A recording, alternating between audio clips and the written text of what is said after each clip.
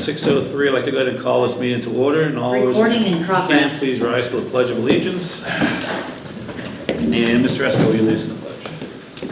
I pledge allegiance to the flag of the United States of America and to the republic for which it stands, one nation, under God, indivisible, with liberty and justice for all.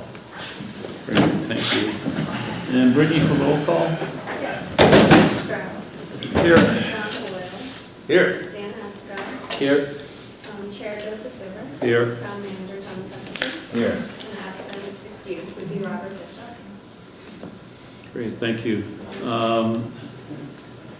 Motion for the minutes of November 27, 2023. Mr. Chairman, I move that we approve the Select Board meeting minutes from November 27, 2023 as presented. Is there a second? Motion is second, any discussion? Hearing none, all in favor? Aye. Aye, opposed, abstentions, motion carried. Mr. Stroud abstains. Okay. Okay, motion carries. Have a motion for the minutes of Thursday, November 30th, 2023. Mr. Chairman, I move that we approve the Select Board minutes from Thursday, November 30th, 2023. Is there a second? Second. Motion is second. Any discussion? Hearing none, all in favor? Aye. And I'm going to abstain because I wasn't present for that one. Okay, motion carries. Mr. Chairman, I'd like to move number 7 up on the Okay, agenda. there's no objections? No objections. Okay. All right, Mr. Hutchinson, we have an appointment ratification. Yes, we do, and I will turn it over to representatives of the library to let you know who is who, if someone would like to do that. And just come up close so we can hear you from at home, so, yeah.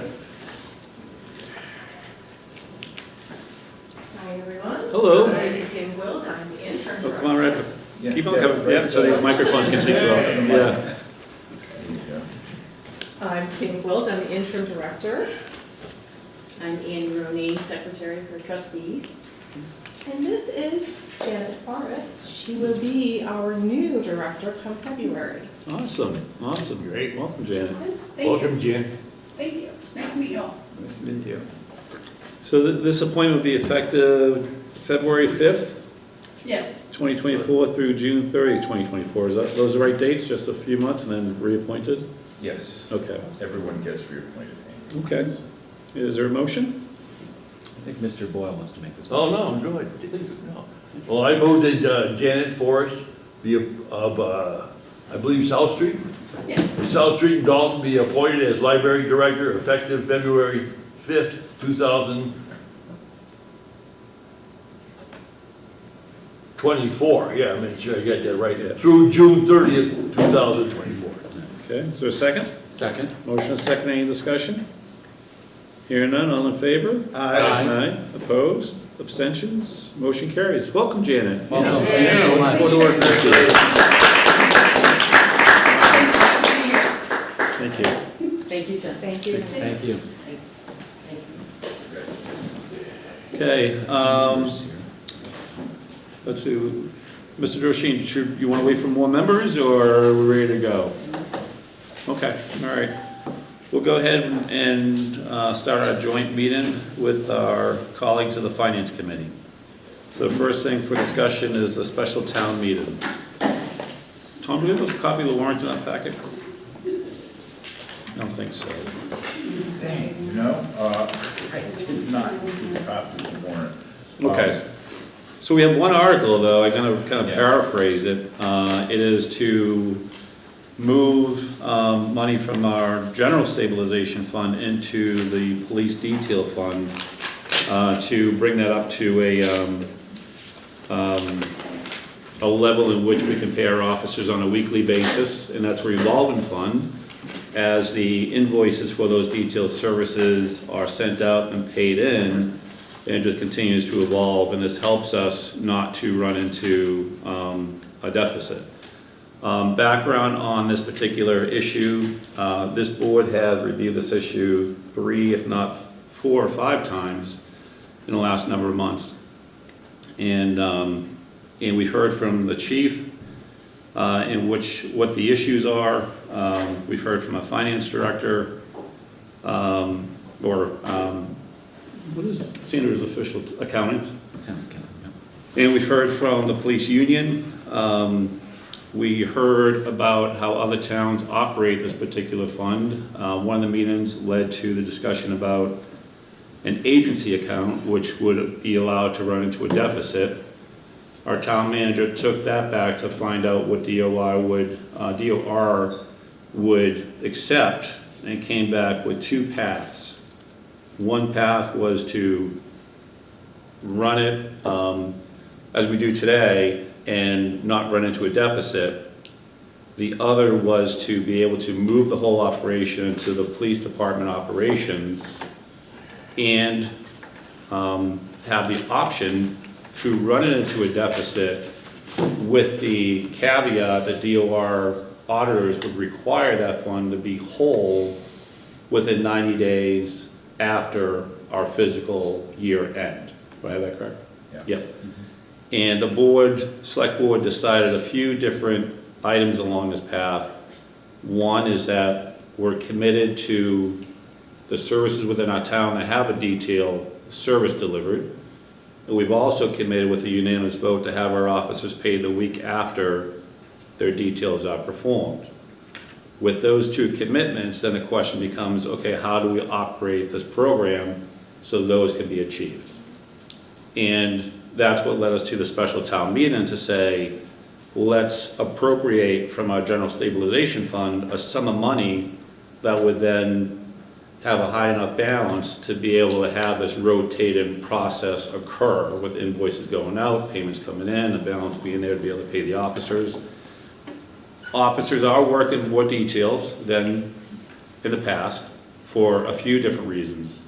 Not only for different services within the town of Dalton, but some other towns, Lanesboro, Lee, Lenox, don't have enough staff to cover details in their town, so therefore some of those requests come into Dalton.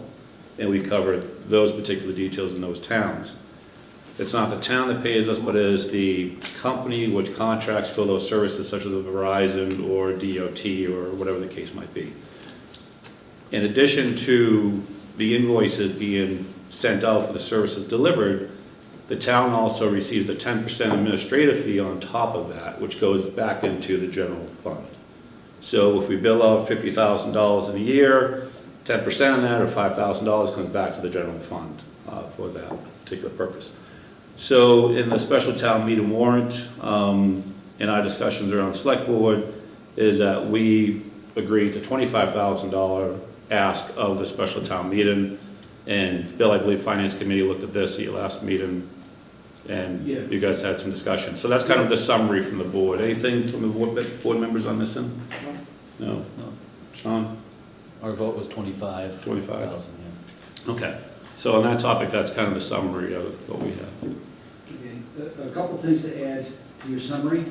As for that 10% that you mentioned, that is only when we do a detail for, say, for instance, a tree service or something of that nature. That 10% is not including, for instance, police details that take care of our voting, our other events that may take place with relationship. Right, doesn't apply to any town services such as voting or the schools. Exactly, Yep. schools, there's several others. Yep, but for commercial it does. Yeah, for any Yep. kind of commercial, so that needs to be kind of made aware of. And when it comes down to that 10%, when you look at the number of people that have to handle that amount of money, 10% isn't nearly enough to accommodate that. It has been stated that in the past 5 years, the town of Dalton has received, this is a quote from a person I've heard, and that shall remain nameless, it's $45,000. That quote is incorrect. That amount is the administrative fee is $33,344, and the other $12,000 happens to be for a cruiser fee. So they're being lumped together. Still administrative fee coming back to the town. Absolutely. Yep. We're not going to balance our budget with this. No. I think that's the most important thing to understand when it comes. It seems to me that statements have been made that we can, the taxpayers are still paying for this service, a portion of this service, because of the work that has to take place for it. And I just want to make it clear that we all support the service. We support the police details. That is true. But we need to be able to stay, and I believe I'm speaking for the lion's share of our committee, is that we need to look at it and we need to manage it better. And that's kind of the consensus of the Finance Committee. And when we say that, one of the things that we found that was a rather interesting piece of information was on the week ending August 7th. There was $17,062 in that account. We were ahead. We were not underwater. And then we get all the way down to December 14th. Now, keep in mind that August date, that August time, we're in the heat of the construction season. Everybody's going home. Yep. Correct? Yep. We are now into the depths of winter. 12, 14, 23, we are $17,107 in arrears, which by Massachusetts general law, we are breaking the law.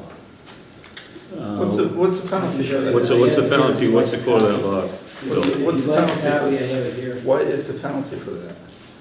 I'm sorry? What's the What is penalty? penalty for that? Jail. That I don't know. And I don't know if I don't know if they Answer- have penalties or not. That has to come up. This is, So what's this- from our town manager, we have a pathway that we could have chosen to run into a deficit, Which we operate. just found out, Mr. Dibbs, You just found out what? about this path. No, well, you may have just found out, but it was talked about 3 meetings ago. 3 meetings ago. And our town manager also mentioned it at your finance meeting the other day. So that's where you just found out. That's when you But found we out. could have, as a select board, decided to go down that pathway and take the risk to say we could make this whole within 90 days after the fiscal year and not require a special town meeting. Correct. But our accountants, and through proper channels, we want to make sure, how do we manage this appropriately? That's kind of where we are today. Managing it, correct. Right. So, And from a taxpayer perspective, I think that our dollars aren't being spent because it's cushioning the process. And if we ever get into a situation we need $25,000 back, then we can go back and look at the detailed process and go, sorry guys, we can't do this anymore, we're pulling it back, Correct. right?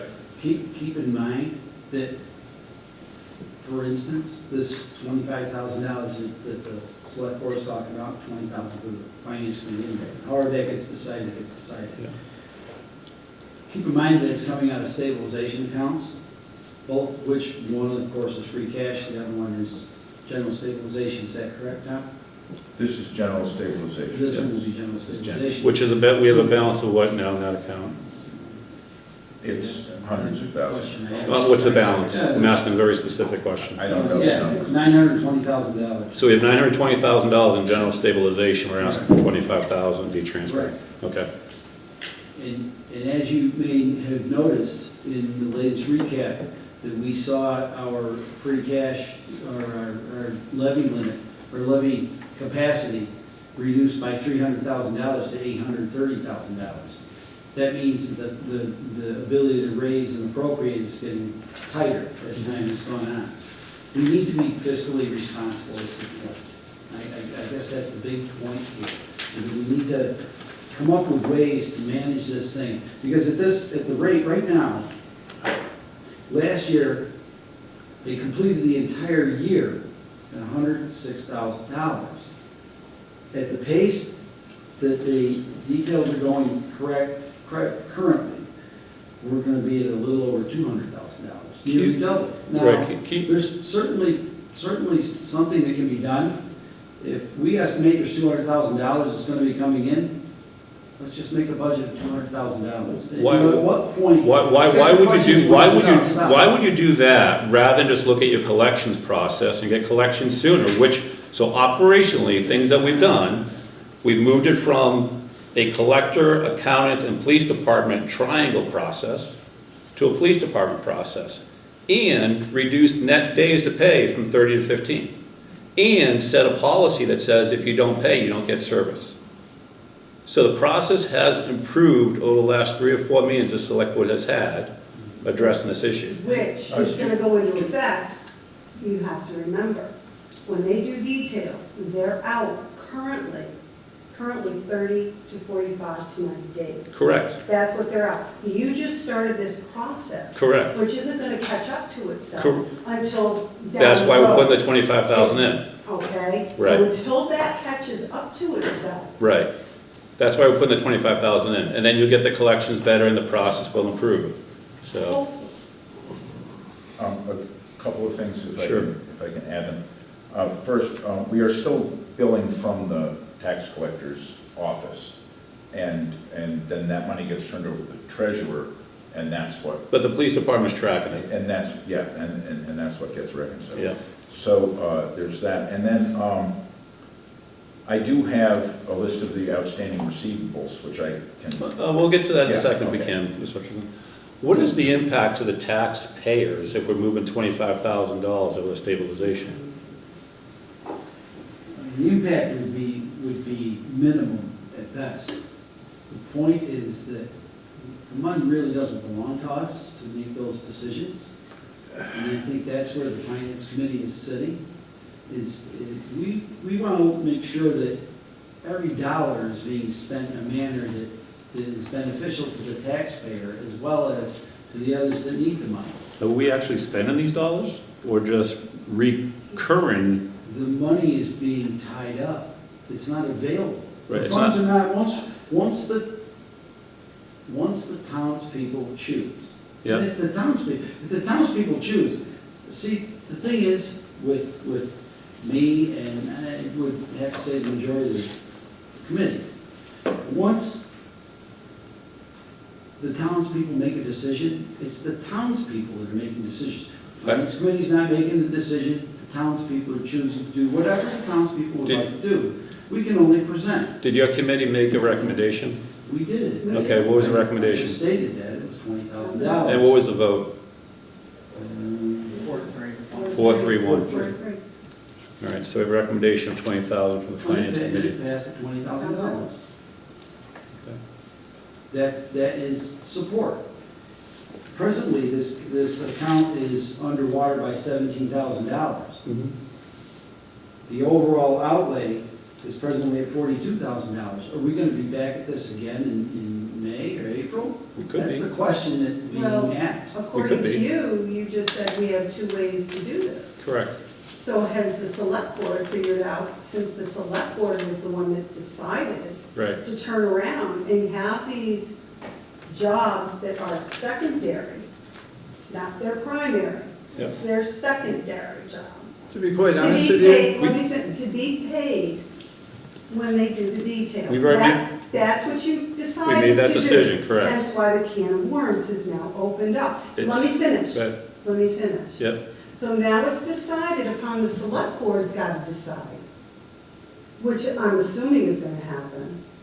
Which way are we going to go? Are we going to wait until fiscal year, where in May, the funds start to move around because we have that, because we've got to rectify by the end of June? Or are we going to keep having special town meetings to go back, which costs the taxpayers money, to have these meetings and up it every time? The Yeah. other question I have is, should the select board consider a ceiling?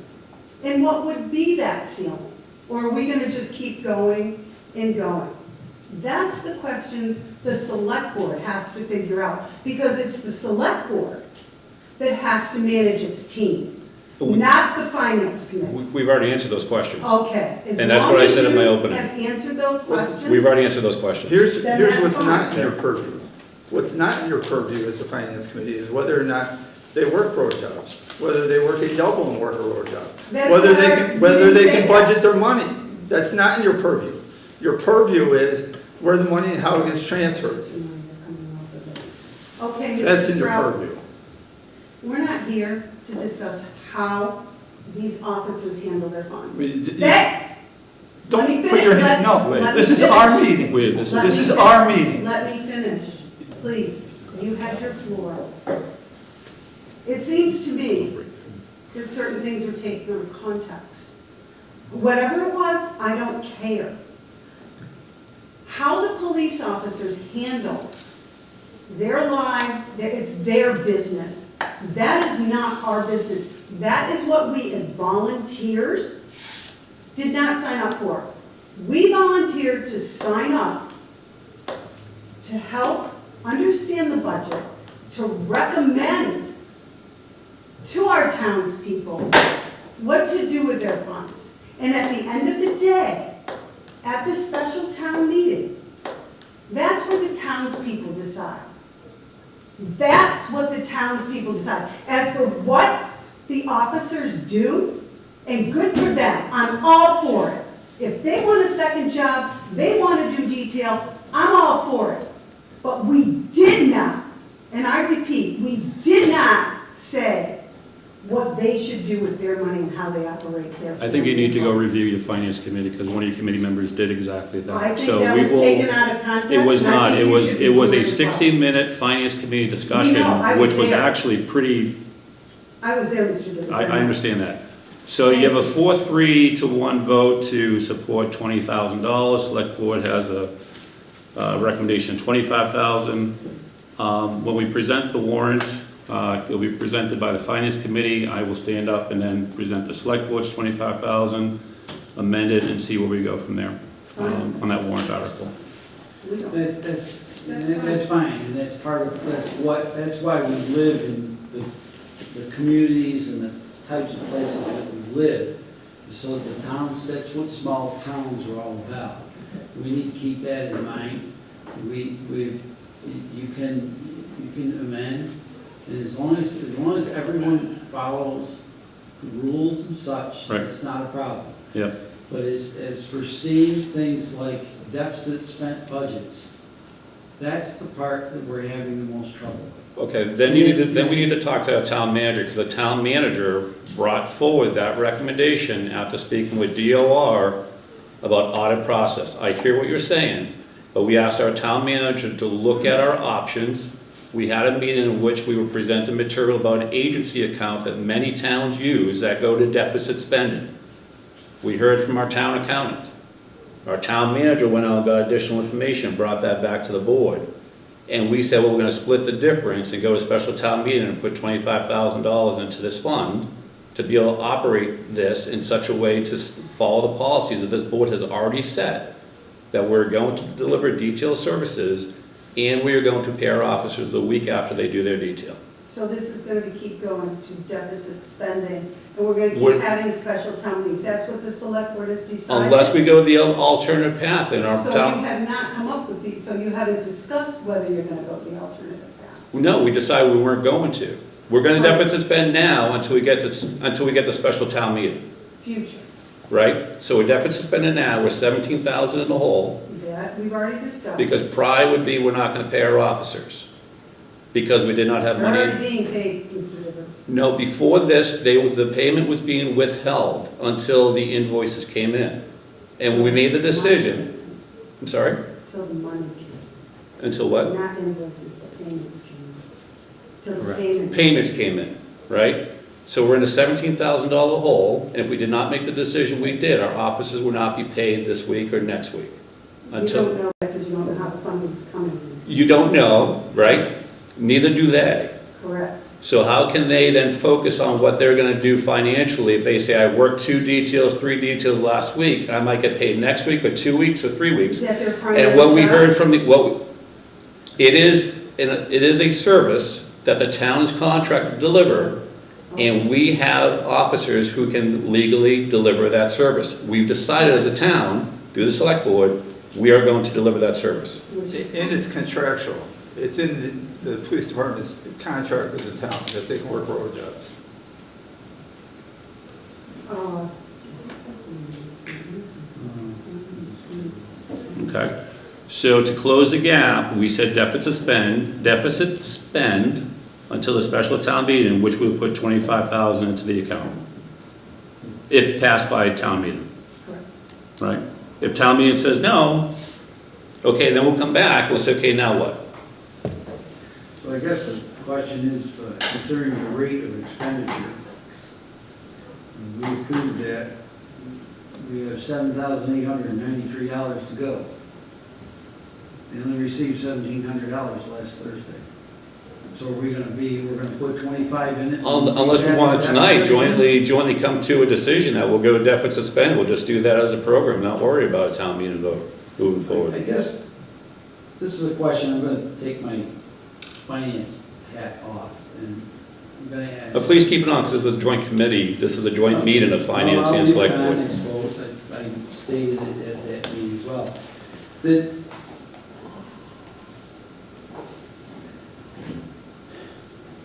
how is it we can provide a service when we no longer have money for a service?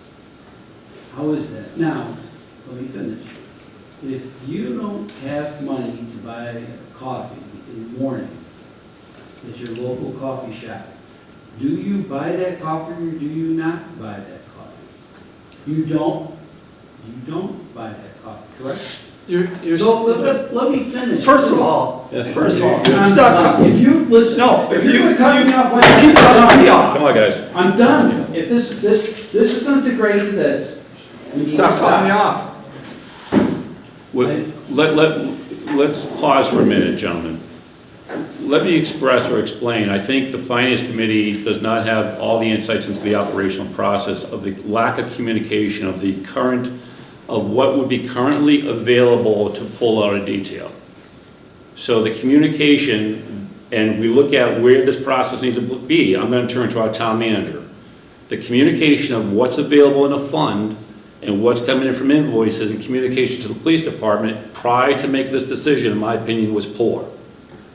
How can you have people sign up for details when they don't know there's negative 2,000, or there's not going to be invoices and not going to be paid or whatnot? They don't have the information to make a decision. So we're changing this process in order to make sure that our officers are paid timely. And the parameters within DOR allow us to do this, and to keep consistent with our history of moving money around. That's what the special town meeting is called for, with our recommendation 25,000. I agree with you, there's not money in a budget, you can't deliver a service. But before you deliver that service, you should know there's no money in the budget. You shouldn't deliver people out to deliver a service and then say, sorry, we can't pay you because we knew there was no money in the budget. That's not fair. Correct? Agree? I agree, and that's my point, is who is authorizing the officers to go out on the details? Are the contractors, is Ashblunt calling up our police officers and say, hey, can you come do a detail? Or are we going into our mainframe, whatever that is, are we going into that mainframe and the mainframe choosing if we can or cannot provide an officer to that detail? Because I can tell you, I have called towns. I have. When I worked at DOT, I used to call towns, many towns, and they would say, we can't provide a detail today. And those towns, and those could be any one of a dozen different towns. Which one? I worked in hundreds of them. Which one? And they may Call Conway. they may have the same Charlotte. policy we do.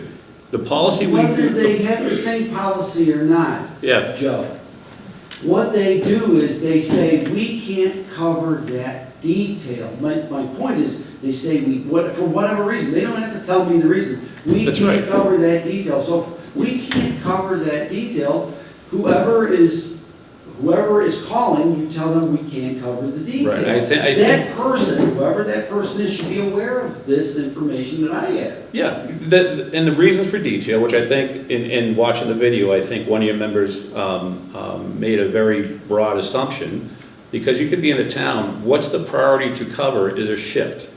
Our policy is if a shift needs to be covered, the detail's not going to be delivered.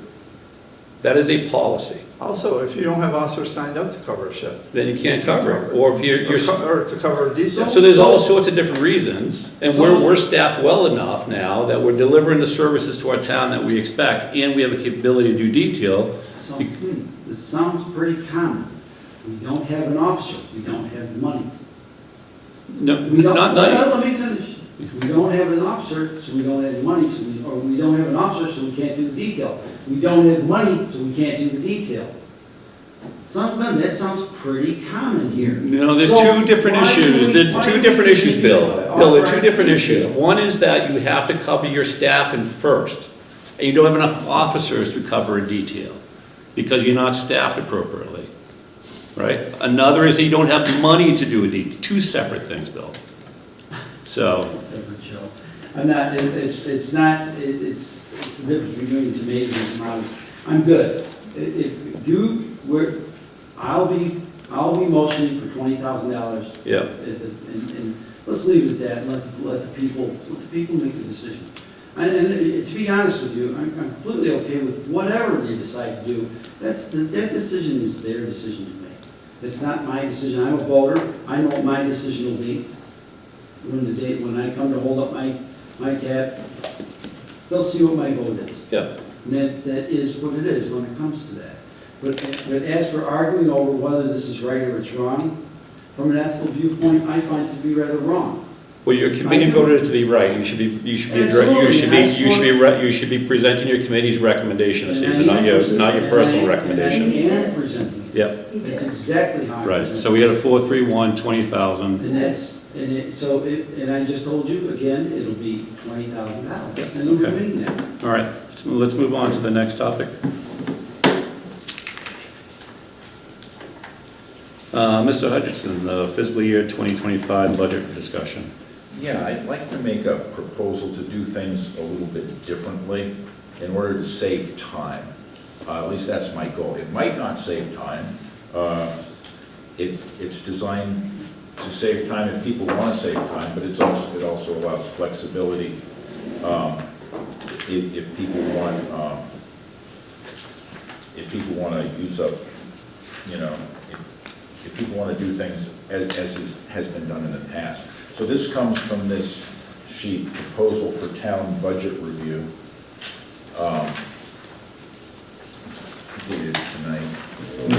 And this comes from initial conversations with the people doing the financial management review, was suggesting that there be sort of the automatic review of some budgets, and that could be the top 15 budgets, 25 budgets, 35, whatever people want. That's the discussion I'd like to hear.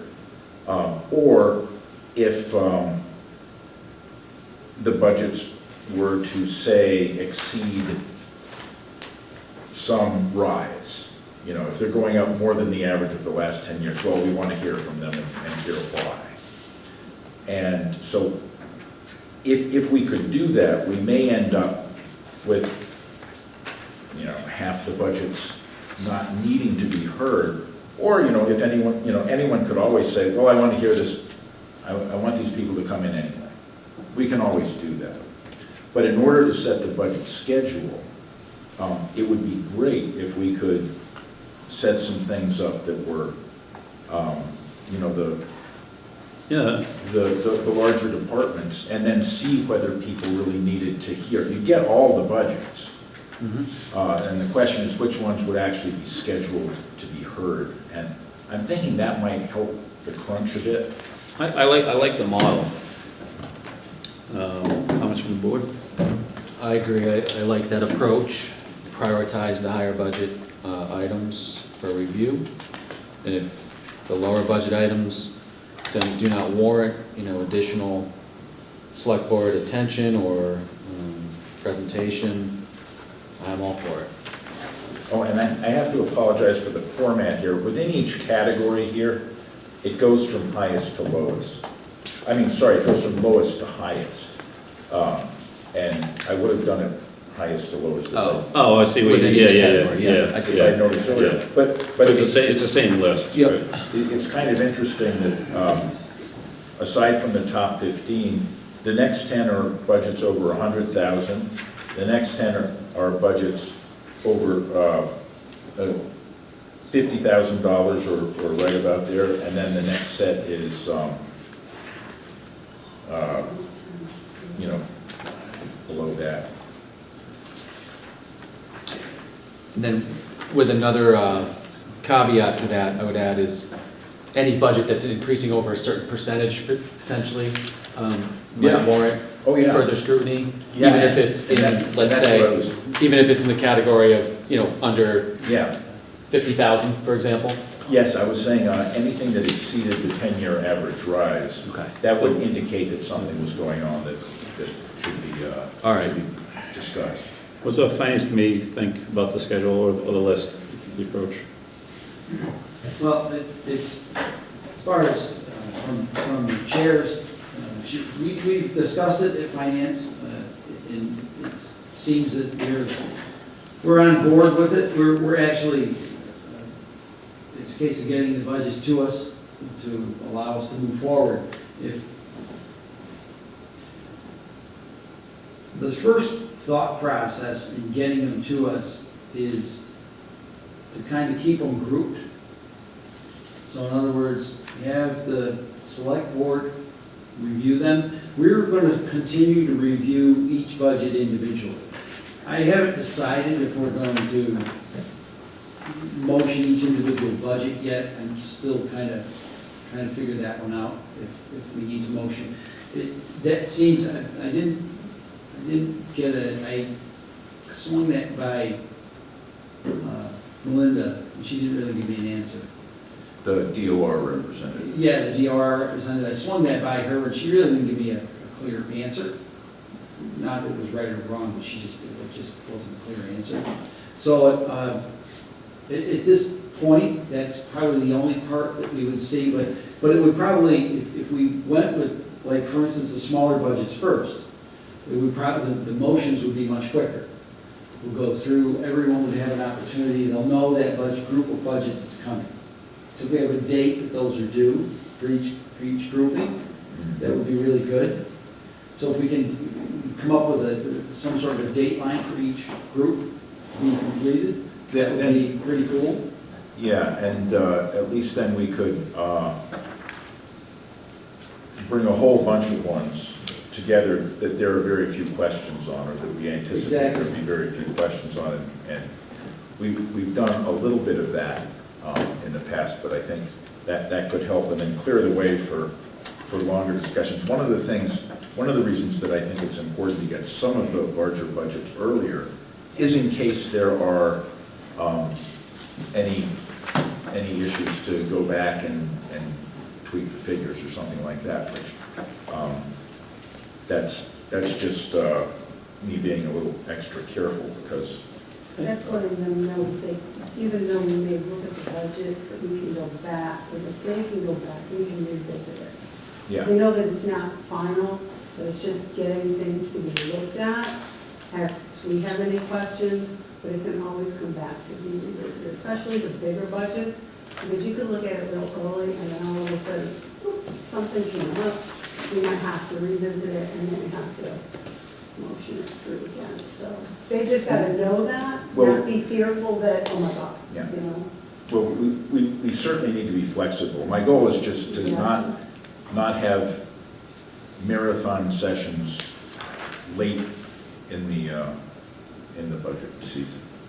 One other recommendation I have on the process, and I brought this up last year, and I just want to kind of revisit it now that we're putting this together.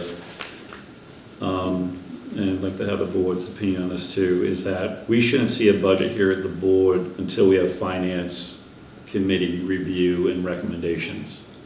And if there's a sticking factor in what those recommendations are and operational needs of that department head and the town manager, then we can have a different conversation, because we just tentatively approve it anyway. But I want to kind of see it after the finance committee reviews it, because last year, not just last year, multiple years even prior to your arrival, Tom, we'd see it before the finance committee did. Well, I think that allows you to give an opportunity to set policies for budgets. In case you see a trend or you want to promote a trend. For instance, sometimes, I think last year the select board actually suggested raising. We did it in a couple of categories, but I like the context of the finance recommendation or review, right? So you're doing a 2.5% rise and a I get my old mini glasses here out, a 3.61 rise, right? Yeah, And where does that fall, right? So I just would really like to understand the finance committee input into different budgets, because they're gonna be looking at, I assume like last year, you're looking at like the 5-year trend of expenses and saying, okay, what's the growth and what's the reason for the growth and things like that, which is good Their work. project's almost complete, it's about Right. 98% complete. Yep, so then how do we kind of incorporate that into the review? And if there's a sticking point, then we can certainly tie into that, but, and then it can be driven by policy decision if need be. Board members, what do you guys think? Yeah,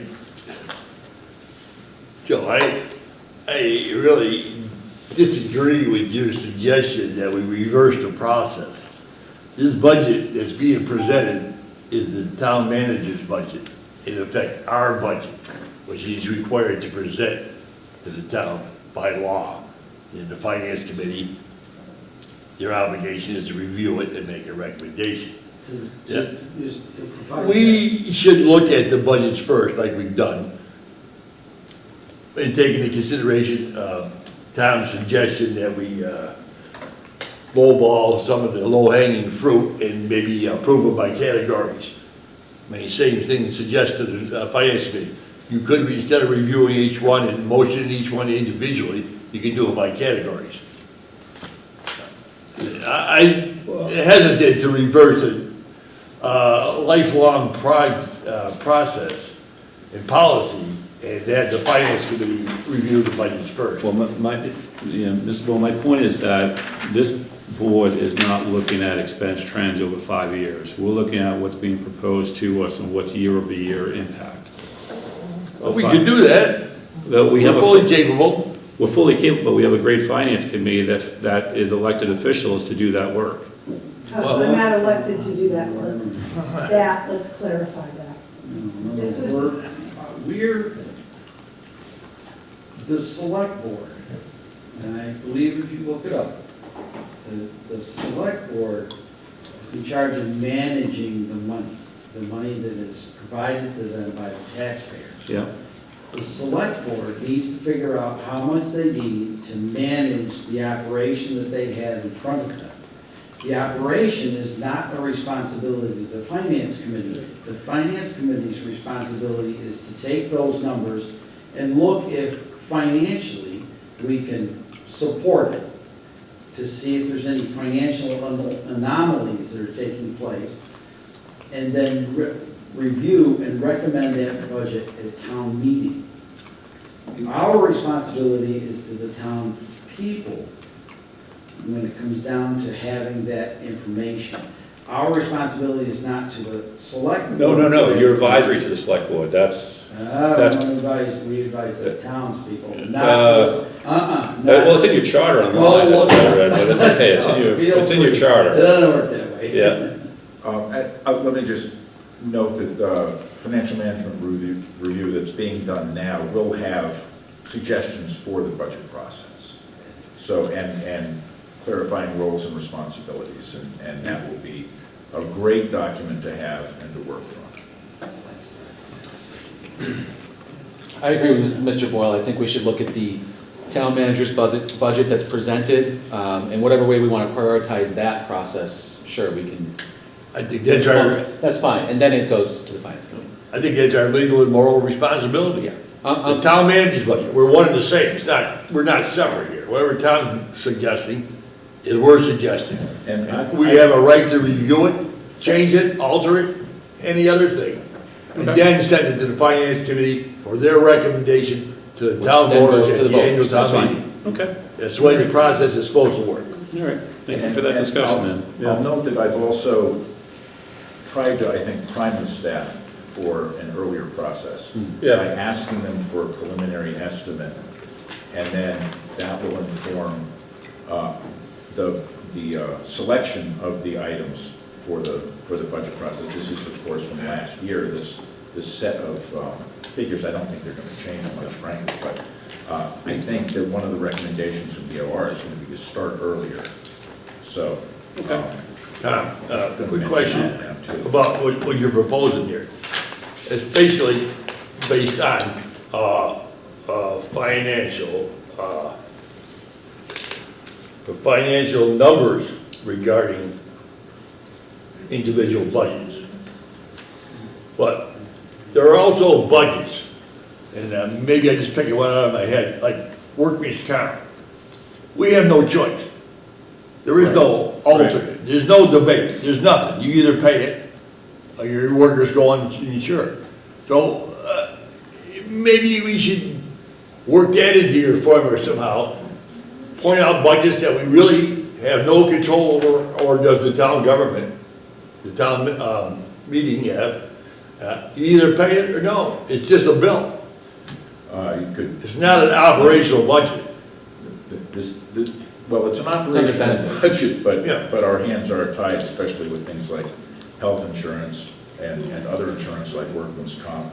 Also, of course, the school budget comes in very late, and that is always, it's always difficult to, go back.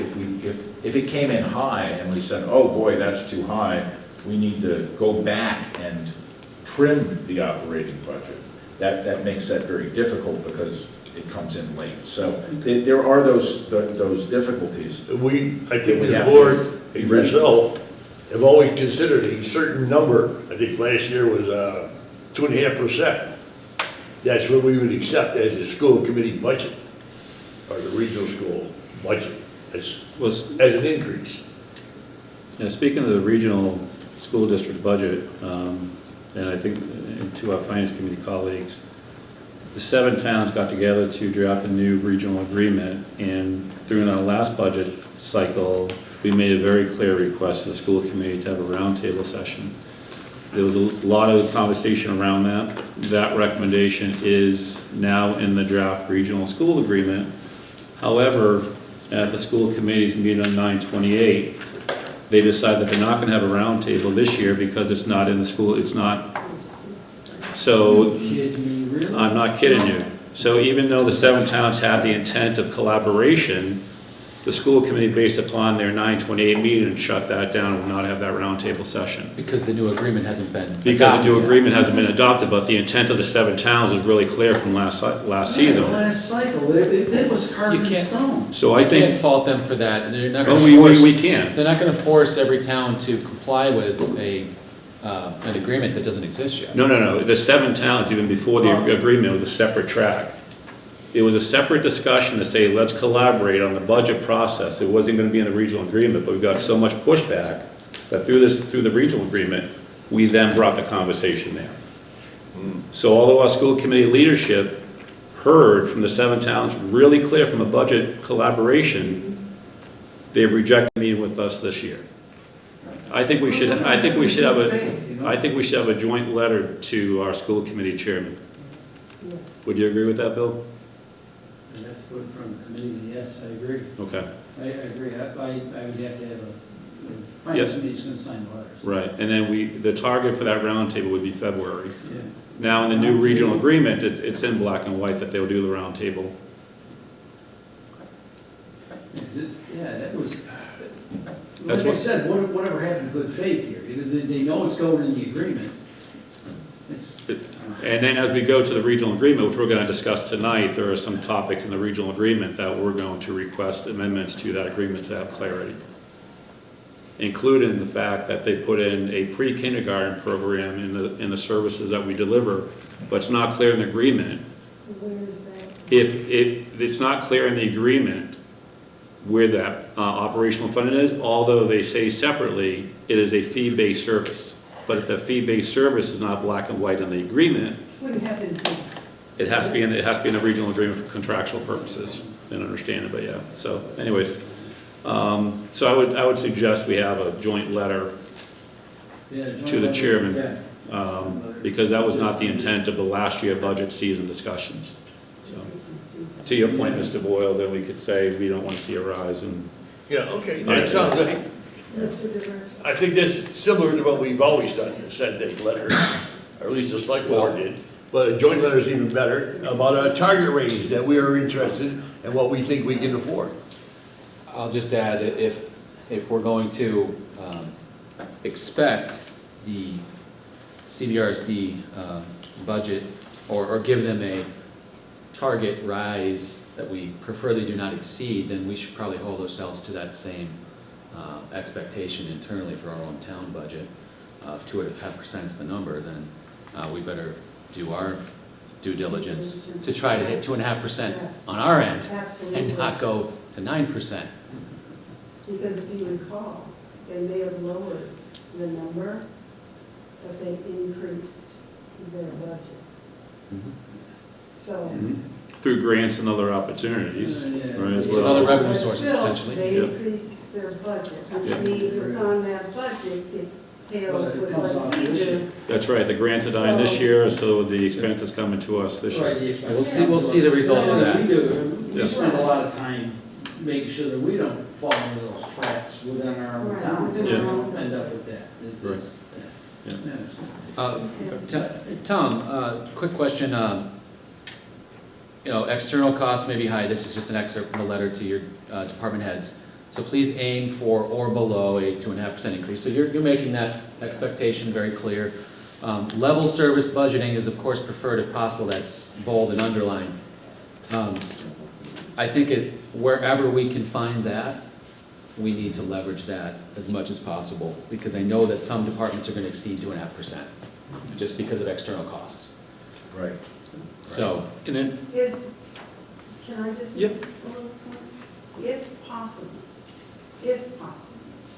if there can be small reduction, because some of this stuff has been on with zero expenditures on it. If possible, if these departments can reduce, it could be 500, it could be 1,000, whatever. If that's possible, that would be greatly yeah. appreciated, because those small numbers add up in the long haul of things. Mhm. Because, like I said, I process on my own, not required, not recommended, a 5-year spread of this town's budget. And it's very interesting. So, and it's helpful.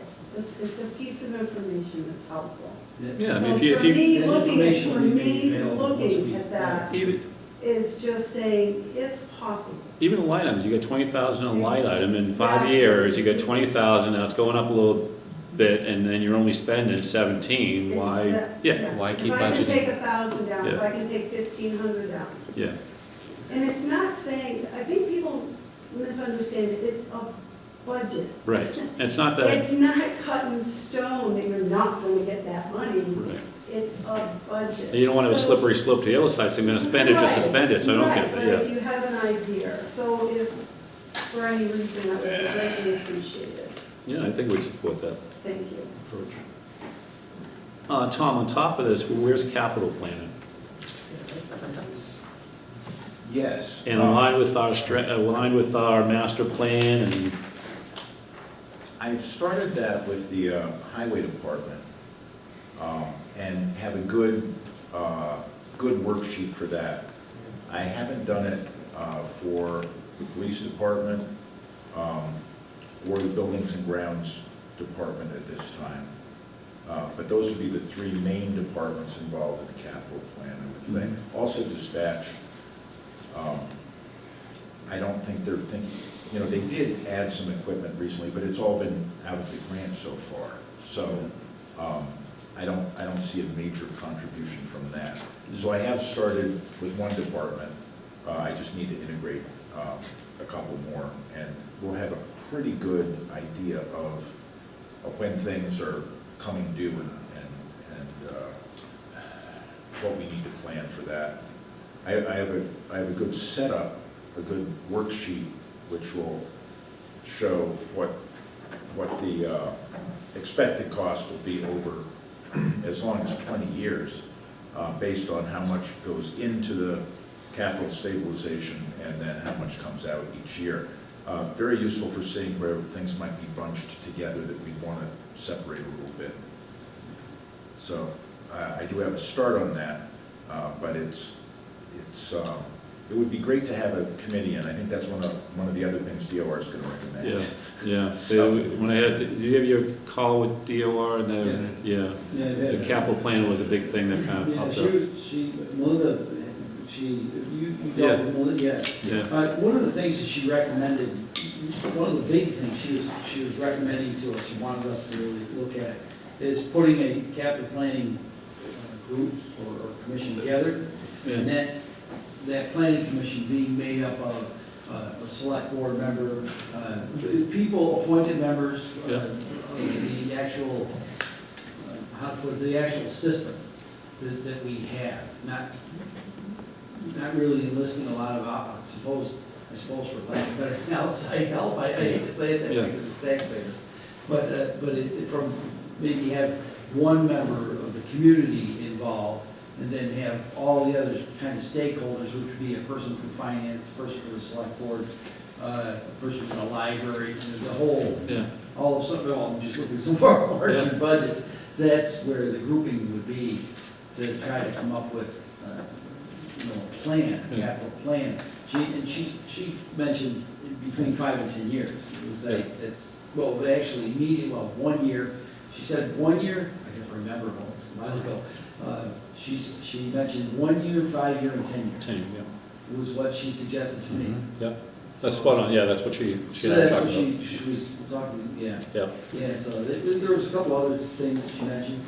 Someday we should maybe have a discussion about it, on having the budget process in our bylaws, having a bigger piece of our bylaws, and maybe Yeah. change there yeah. as well. When's that report due? I expect it in a few short weeks. Okay. All right. John, Not too long. and Bill, we're probably Yeah. close to wrapping up here. Quick question, Joe. Is there any indication that the legislature has increased, or possibly even decreased, the Chapter 90 money? They're not increasing the Chapter 90 money. What they're doing is they're putting in different new pots of money, 25 million for this, 25 million for this, 25 million for this. It includes 25 million for rural roads. One of the problems is that those are all grant-based pots of money. Yeah. So they're competitive. They're not adding to towns' capacity the same way Chapter 90 is. Okay, different methodology. I mean, the point I'm trying to make here real quick, we really need to spend more money on the roads. I mean, there's a rapid deterioration in a lot of streets in town that aren't even being considered for being rehabilitated because we simply lack the resources to do it. And I just think in some way, we have to look into our stabilization fund or free cash or something.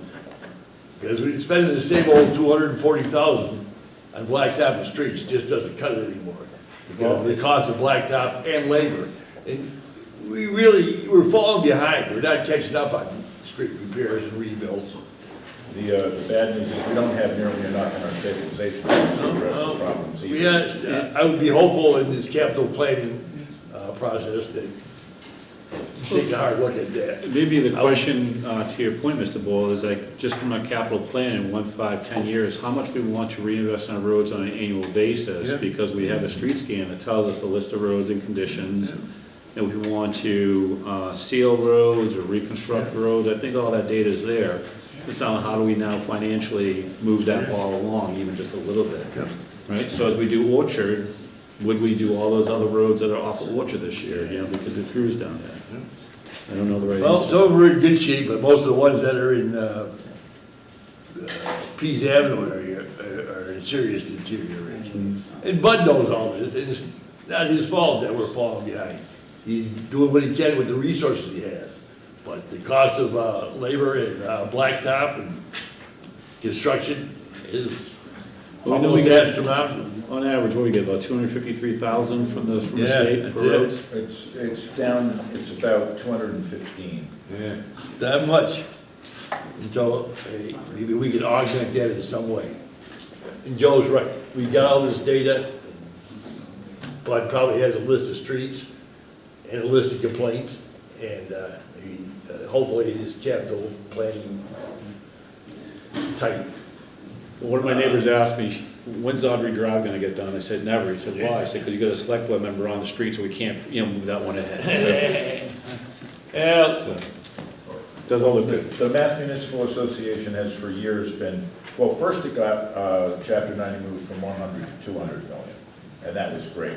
Now they're trying to move it to 300 million, but they've been doing it so long that what 300 million covered, now it's 330 or 350. Or less. Yeah, but Bill made a great point on the finance committee about the state revenue that's lacking, right? The receipts are much lower. Was it 6% lower than? 6.3 or something So- percent. Yeah. I about fell on the floor. I said, oh my God, we've gone into this discussion.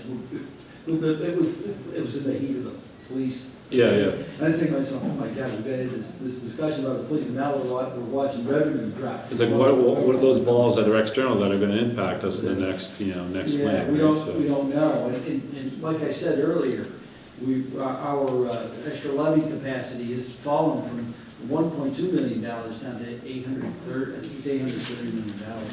It's not a pretty scene, and so we need to kind of think of that. Just to let you know, John, before we kind of, Yeah. I dug out, Karen was kind enough to bring our book, this is the, this is the budget book. This is the Bible, The budget Bible, so to speak.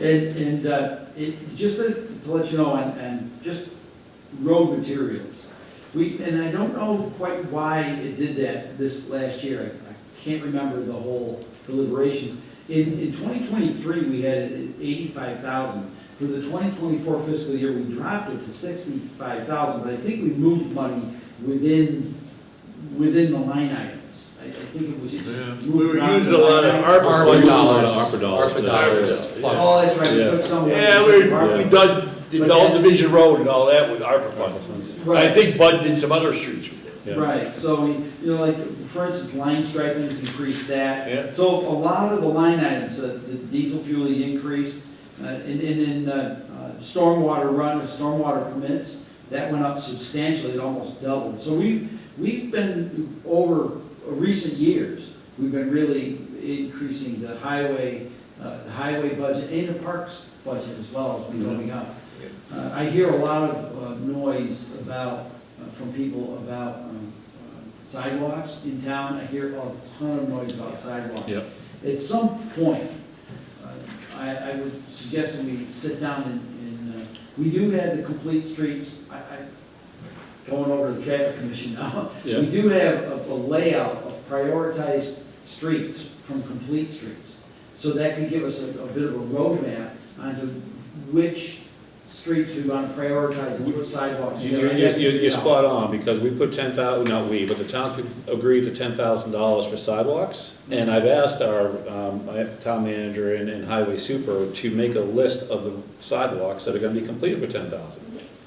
I haven't seen that list yet, maybe I missed it. It's But probably- that could be back to the traffic commission to go, okay, which one should we prioritize for safety, Yeah. for Yeah, I- handicap accessible, whatever. Yeah, I'll put it on the, well, I can't, no, I don't have time to put it. If you're using concrete sidewalks, Less than 40 hours, standardized that would- sidewalks, 10,000 doesn't go very far. No, it doesn't. No, it really doesn't. But I want to see, If I was here to the end of the room. I would like to see more budgeted for sidewalks as well. Yeah, we could, And it's not really the money, it's the time Yeah. of the crew that's necessary to do it at this point. We have sufficient funds to do more sidewalks. One We of don't the, have the Yeah. crew. One And of it the costs a sidewalks- lot to have an outside crew. I was going to ask outside, but, for a fact, one of the sidewalks that was done, where are we? Right out here on Field Street. And Bud was right out there with them. yeah. Come by one day and they were working like crazy, and they did a whole stretch down the west side of Yeah, that Field was, Street. that sidewalk was done under Complete Streets grant, and the entire length of High Street was done under Complete Streets grant. And I think we're applying again for Complete Streets as well. We're a little bit over time, but any other issues for the finance committee? I just have one, but anything that you guys want to bring up in addition to what we discussed tonight?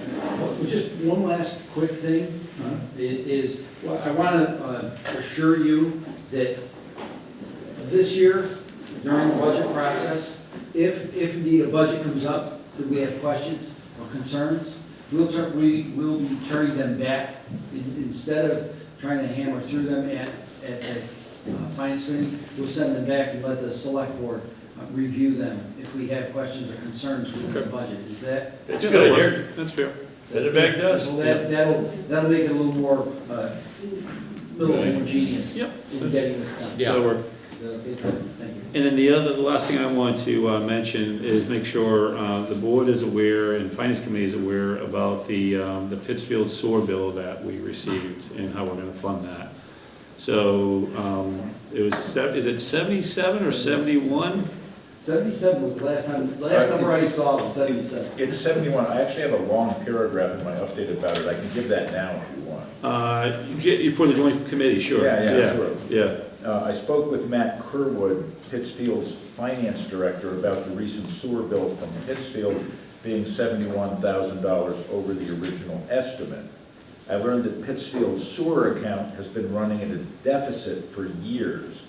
The Department of Revenue really doesn't like revenue deficits and has been taking the deficit from their retained earnings. Finally, DOR required a real fix, and they and Pittsfield settled on this year's 25% rate hike. That's part of the $71,000 increase above last year's estimate. So they're not paying it out of retained earnings anymore, they have to bill for it. DOR seems fine with the current plan, even though there may be still a small deficit, small. Matt believes the new mayor will look favorably on a new approach to rate increases. Rather than once every 3 years, which leads to sticker shock, he's proposing an annual increase at some objectively defensible rate, perhaps the Consumer Price Index. This would make budgeting for Dalton much more predictable, though there would still be some level of fluctuation from any estimate. Another structural problem is that Pittsfield sets its sewer rates in July, taking into account the prior fiscal year's usage, and of course we've already had our town meeting by then, as we're required to by law. So we're still looking at an estimate, but Mr. Kerwood is hoping it will be closer going forward. And in terms of addressing this particular shortfall, it'll just be addressed at the next, well, not the special town, but the next all-town meeting in May. Yes. Okay, fair enough. You were planning on taking that from sewer stabilization, correct, huh? Yes, that's what we did last year and under similar circumstances.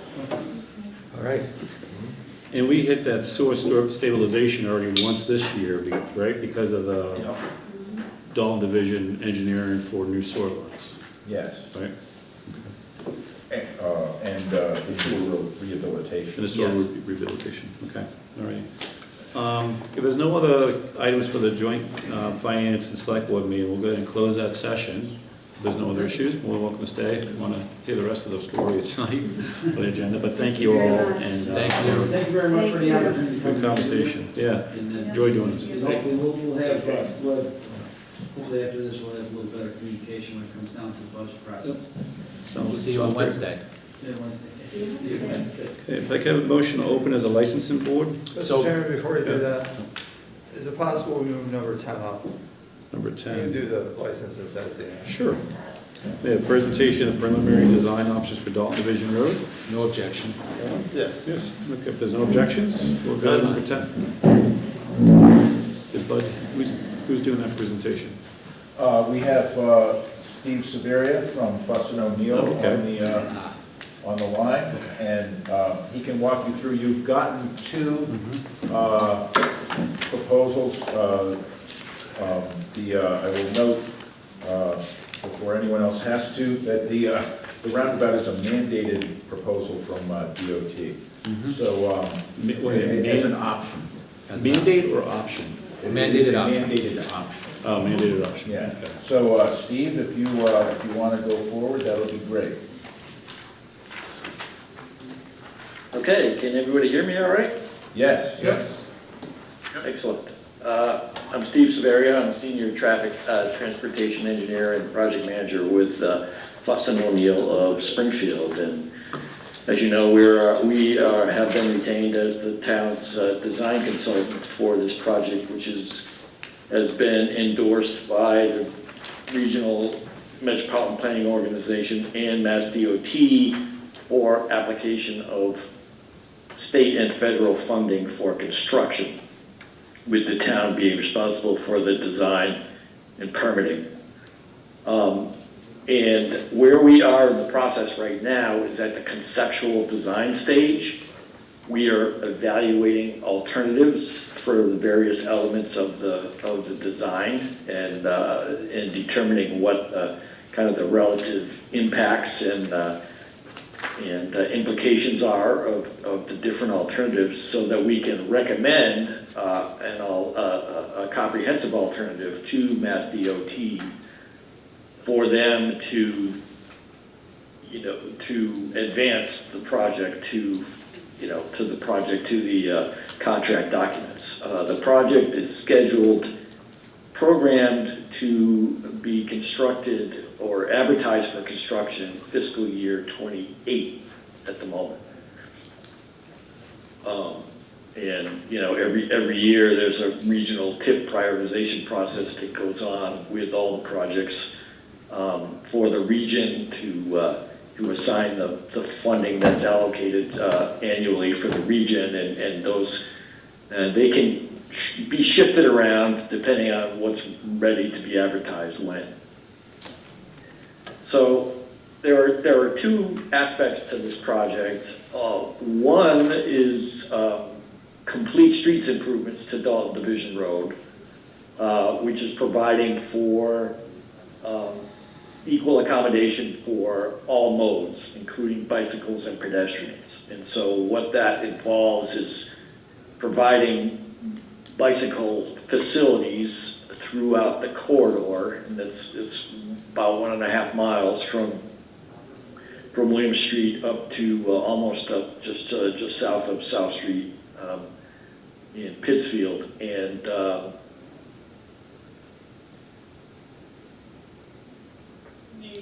also pedestrian accommodation that would be sidewalks, some type of pedestrian facility to accommodate pedestrian travel throughout the corridor.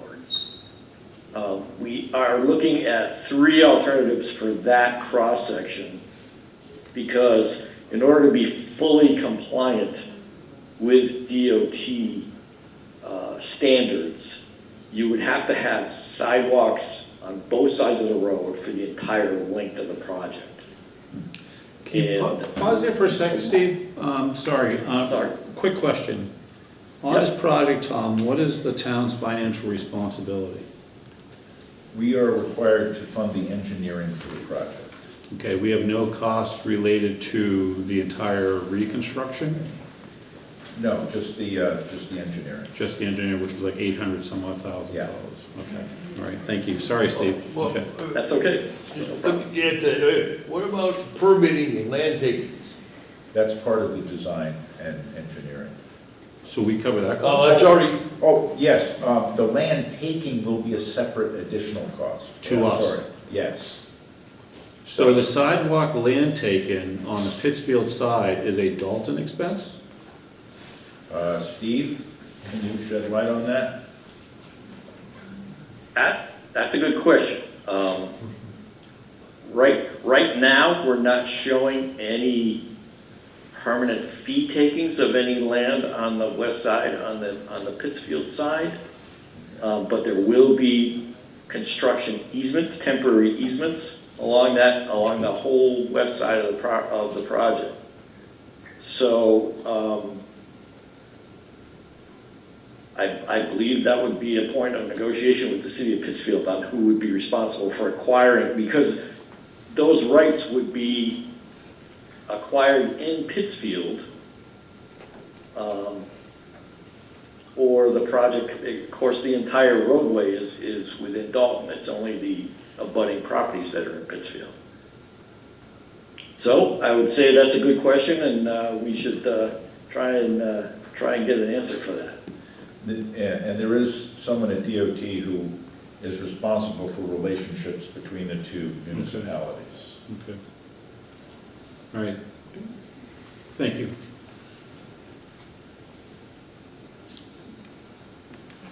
Wow. Now,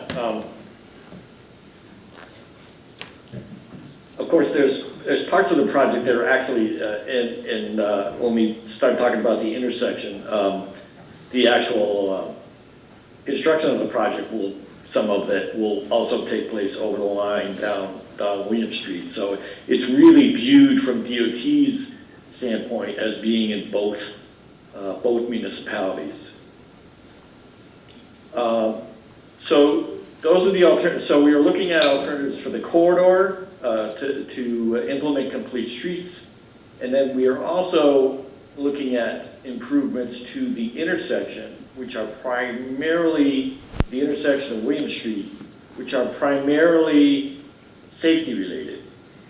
And right now we have two alternatives for the intersection redesign. And as Tom said, we are required by Mass DOT for one of those alternatives to be a roundabout.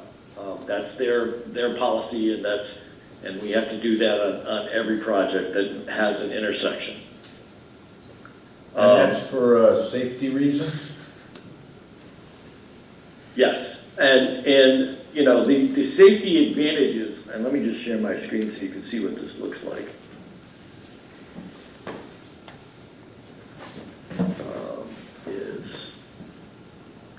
I can't tell. Can anybody see my screen? No, okay, hang on, let me, whoops, I think it's this one.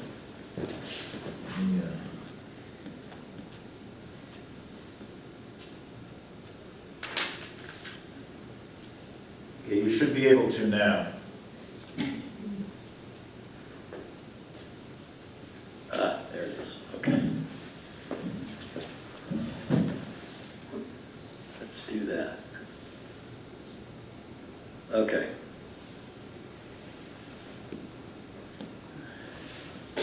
So this is the roundabout alternative. It's, I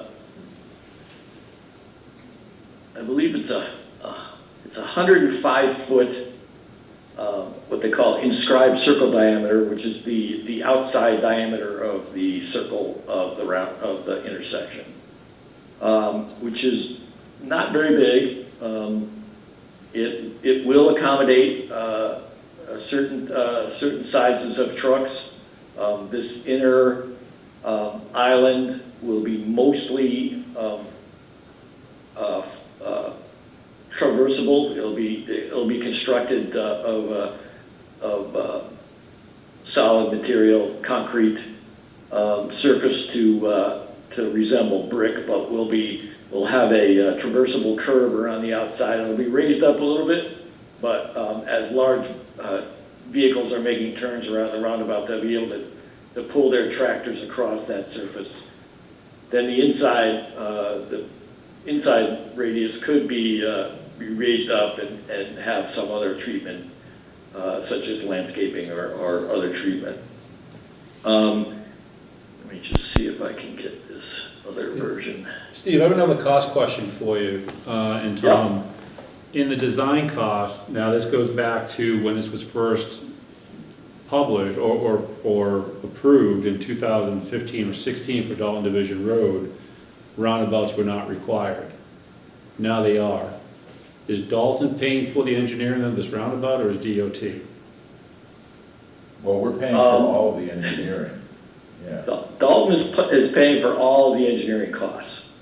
So, and this is an ongoing issue that we have is with these long-term projects is, yes, standards do change, requirements do change. DOT's own opinion about the relative merits of different design elements can vary, and we have accommodated for some of those kinds of revisions to take place within the budget that we have in our contract at the moment. But that, I have to also back up a little bit in that this contract doesn't go all the way back to 2016 when the project was first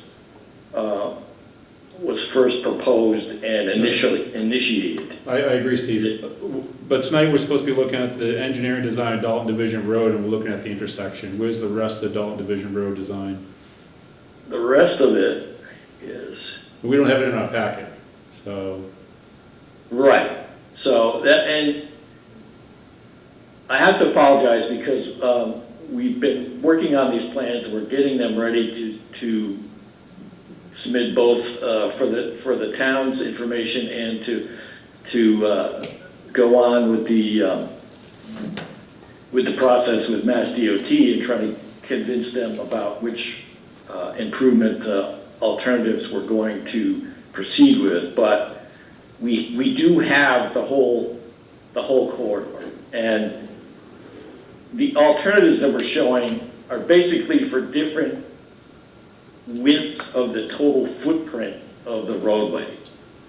The fully compliant sidewalks on both sides footprint is very wide and would have very significant impacts to wetlands and private property, and there's issues with slopes all throughout the project corridor. And we don't believe it is feasible at this point. So the other alternative that we have is to consolidate the bicycle and the pedestrian facilities on the west side of the road in a 10-foot shared use path, and then not have sidewalks on the east side of the road to avoid the wetlands impacts that are on that side. And that will require us to go through a design exception process with Mass DOT, because that is not compliant with their standards to have pedestrian facilities on both sides of the road. So we're looking at alternatives that will reduce the impact of the project and then the overall feasibility and constructability of it. So that's really the only alternative, is how alternatives are how we accommodate the bicycles and the pedestrians. The lane widths are the same. The shoulder widths do vary because we can have 4-foot shoulders with buffers, or we can have a narrower shoulder with a stabilized shoulder that provides the clearances to roadside obstruction. So we're working on, we have those 3 alternatives to present, and we're looking at the one that presents the smallest impact. Steve, Yes. since this is Dalton's project, it would be kind of nice to have the sidewalk on the east side. Could we move the road, the actual traveled way, more to the west, and have the sidewalk on the east side? The existing roadway is already shifted over to the west side of the layout, and I think it's mainly because the east side has the bigger issues to deal with as far as Right, yeah. slopes and wetlands. So the traveled way is already pretty far west in the layout. It already is, and in areas where we're trying to avoid wetlands impacts, permanent alteration of wetlands, we'll actually have to construct retaining walls along significant stretches of the roadway where there are wetlands adjacent. So Tom, did I hear you correctly? Now the sidewalks are on the Pittsfield side, not our side? Yes. The whole stretch? And he's just said why. Yeah. This is a problem. This is a major problem for the town of Dalton and our residents, because we're funding the money for this engineering study, and now we're not gonna get value of sidewalks on our side in Dalton? And Pittsfield's paying nothing to this? Mr. Will has brought this point up multiple times. Multiple. Multiple. Over multiple years, for exactly this reason. But if they go ahead with this plan, where there's not a sidewalk at the Dalton side, sure as hell, Dalton is not gonna be playing for land taking to put a sidewalk on Pittsfield side. Absolutely. I can assure you, it'd probably be illegal. We should have a different level of conversation with Mass DOT and the state, in my opinion. I mean, we need a formal vote of the board. But this is ridiculous. Not your fault, not our fault. Now we got the engineering study going, hey, Dalton, guess what? You're getting really no value. We already paved the road for $300,000. Yeah. And people love it. So what are we doing? I almost think of stopping the entire project and telling Pittsfield to go flip the bill. Yeah. I'm up for that. I don't know about that. What's the value for us? There isn't any. There isn't any. And Pittsfield is not contributing a dime. We're paying $800 and some odd $1,000, which was a decision many years ago. Yeah, but they Right. should be at least, hey, this is benefiting Pittsfield as much as it's benefiting Dalton. Even more so, based on Yeah, the even more design. so now, we find this out. Certainly they should be paying at least 50% of it. At least. And if the sidewalk's gonna be totally on their side, maybe they should even be paying more. Yeah. And Steve, on that roundabout, you have a red section. What does that indicate? Is that land taken or something, or that we have to pay? Yeah, that was, I apologize, red is not the greatest color to be using for this kind of presentation, but. I picked it up, so it's a good color. But, yes, that's the one area where we would have a permanent fee taking to accommodate. And it's interesting to note that, that the existing roadway is already already crosses the private property there, so that needs to be corrected no matter what. But that would be, yes, that would be a permanent fee taking of that area, which is about 6,000 square feet of this lot on the corner where the donut shop is. So we get no sidewalks coming down the Dalton side because of the issues you shared with us. The residents of the Pittsfield side get the value of the sidewalks, but we're flipping the bill for the entire engineering and all the easement costs of this roadway project. Steve, where'd you say the donut shop was? I think maybe I missed something. What side? I'm sorry, I couldn't hear that. You just mentioned the donut shop. Oh, whatever this property is, commercial property is on the corner here. Yeah. Wait a minute. Make sure I'm looking at the right thing here. Washington Mountain Road. Yeah. Dr. Ladies? Over here is the donut shop. No. Yeah, wait a minute. That's up on the right. No, shots here. Yep.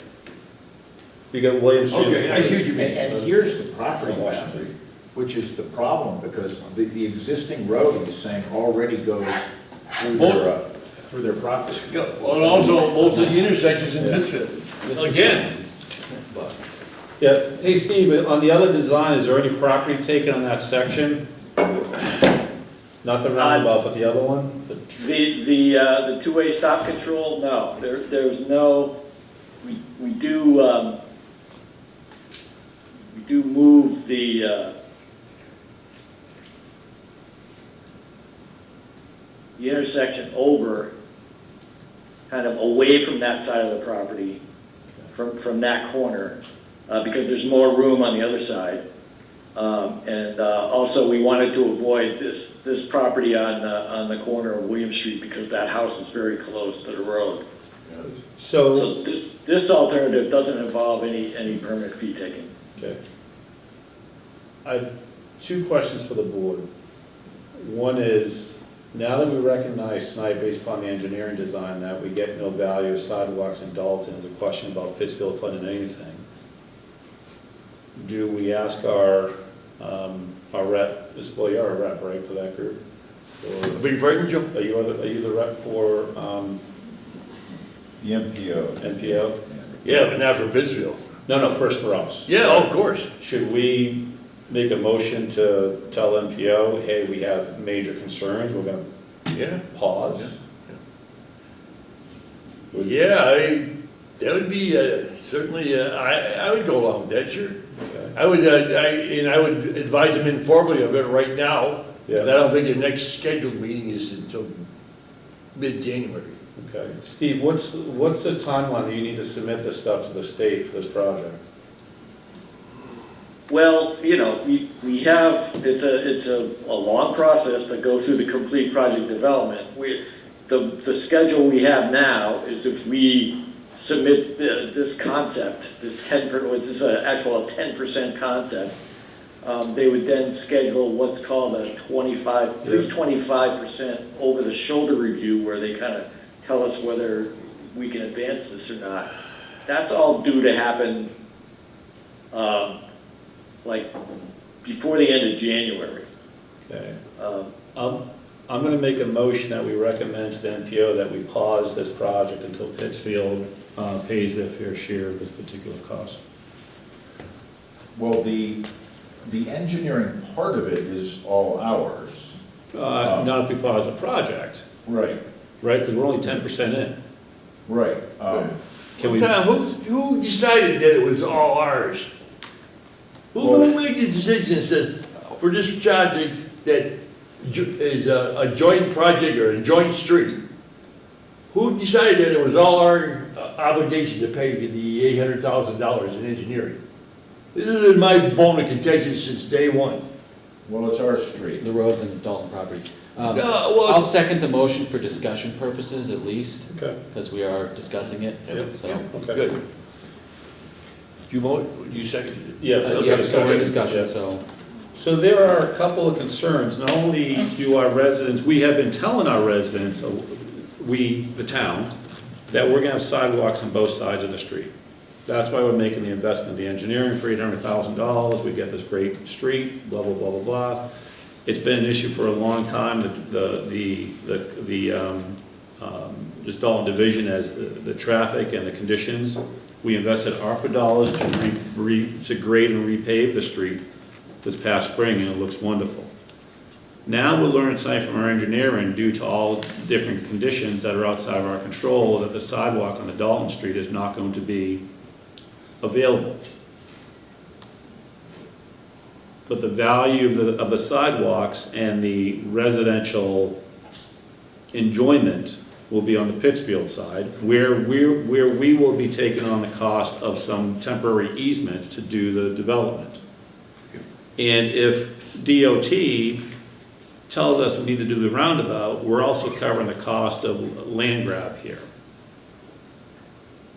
So there's additional cost to the town, not sure what the dollar figure is of that or the easement. So we have more cost coming at us. And we've committed to residents that we're gonna put in a sewer line when this road gets reconstructed.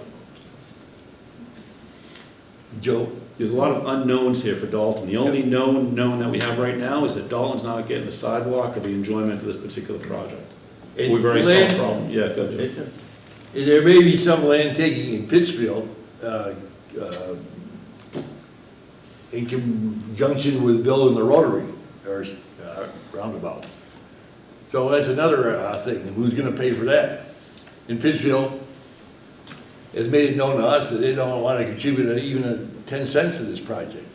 It's been suspect to me from the beginning, but, yeah, I think we should bring this to the attention of the MPO, and I will do that informally, and in the meanwhile, we can, I don't know. What I think would be helpful is if we had some sort of range of dollar amount that we're looking for Pittsfield to contribute. I think in the percentage, I think it should be stated in the percentage. Right. Because we don't know what the total bill is gonna be, because this engineering thing, again, if we do, as Mr.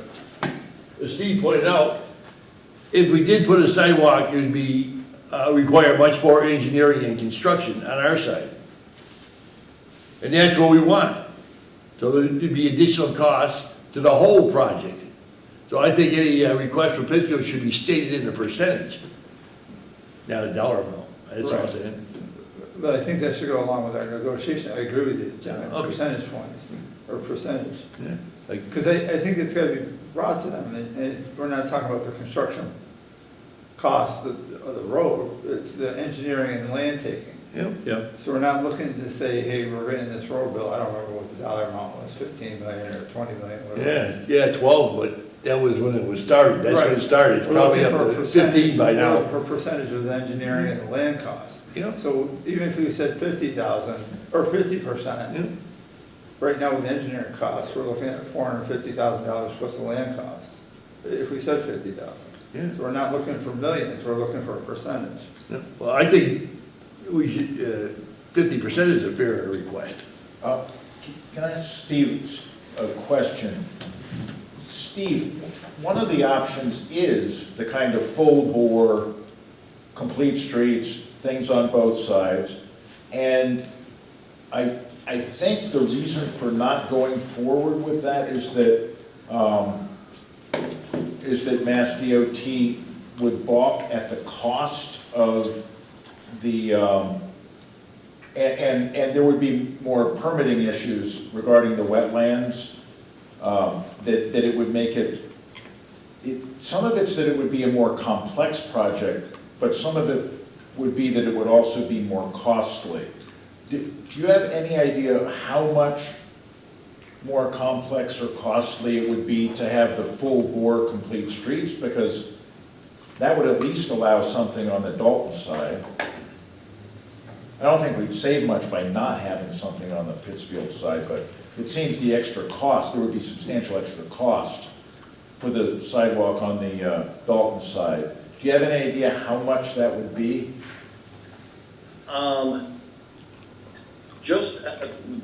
We have very, very preliminary rough construction estimates.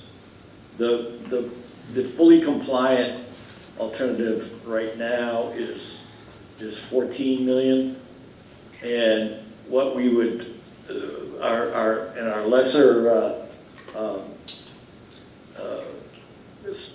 shared use path on one side only is at 12.8 million. So percentage-wise, it's not a huge difference in the cost. All these numbers are above what DOT currently has in the TIP budget for this project, but that's just going to keep going up, and they're just going to have to keep adjusting to accommodate that. Steve, are all these, I see the figure 420,000 for retaining walls. Actually, that's not much. So, but are all the retaining walls being proposed for the Dalton side? Yes, I think. So the money is already cranked into. I might be wrong about that, but I think most of them are on the Dalton side, just because that's where most of the wetlands are. So there's 420,000 already cranked into this project in terms of MPO funding.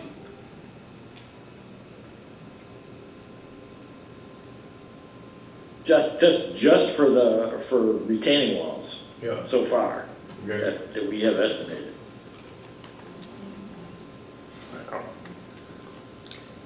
So in the short term, it sounds like concept A with the full bore would give That's, the sidewalk on the Dalton side, it and the adds Pittsfield side. $1.5 million to the cost, or a little less. But relative to a $13 million project, it's 10% of the cost. I would say we advocate for that personally. It's adding. I think so too. At the time, I had to disagree with you, but I don't think when the MPO knew the situation, this is a Dalton street, a Dalton project, and we're paying the full freight, we want a sidewalk on our side. So if there's additional, it will require additional funds, I don't think they would balk at that.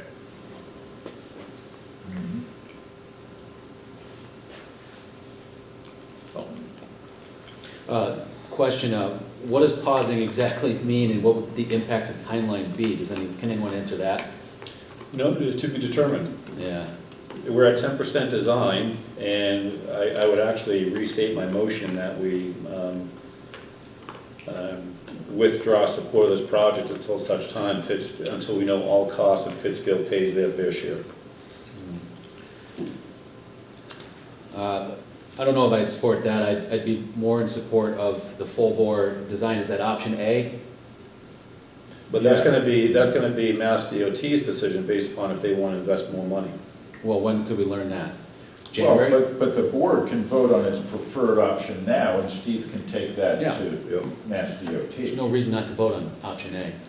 I don't want to pause the project. I think we should try to see what we can do to leverage support from Pittsfield, but at the end of the day, option A gives us what we want. and it is our roadway on our property. Yeah, they're gonna get a sidewalk out of the deal, but Steve, what is option A again? Is that sidewalks on both sides? It's sidewalk on both sides, a 5-foot bike lane in the road on both sides with a buffer, a 2-foot painted buffer between the vehicle lane and the bike lane. Can you have just one bike lane? It's 2 bike lanes, one on either side, one going in each direction. So if you're gonna have any bike lanes, you have to have 2.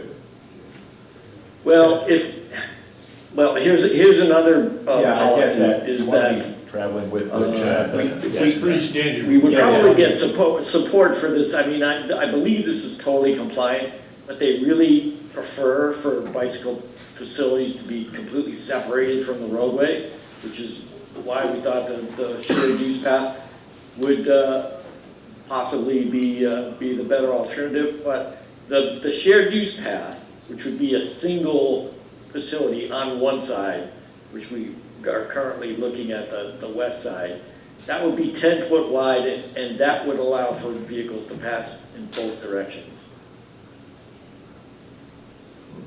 So if that came over to the east side, we'd still have all of the extra costs of the retaining wall. Joe, I think Dan might be onto something here. We suggest right at this point to Steve that we prefer option A. we choose option A. We choose option A. We won't settle for anything less, and you can take that to the Department of DOT and see what their thoughts on the matter is. Yeah, I don't think that's Steve's responsibility to advocate for us one way or the other, right, Steve? Well- I think it has to go through MPO, right? I'm not certain here. Steve, is that be correct? You're not our advocate to the state, correct? You're just the engineering firm.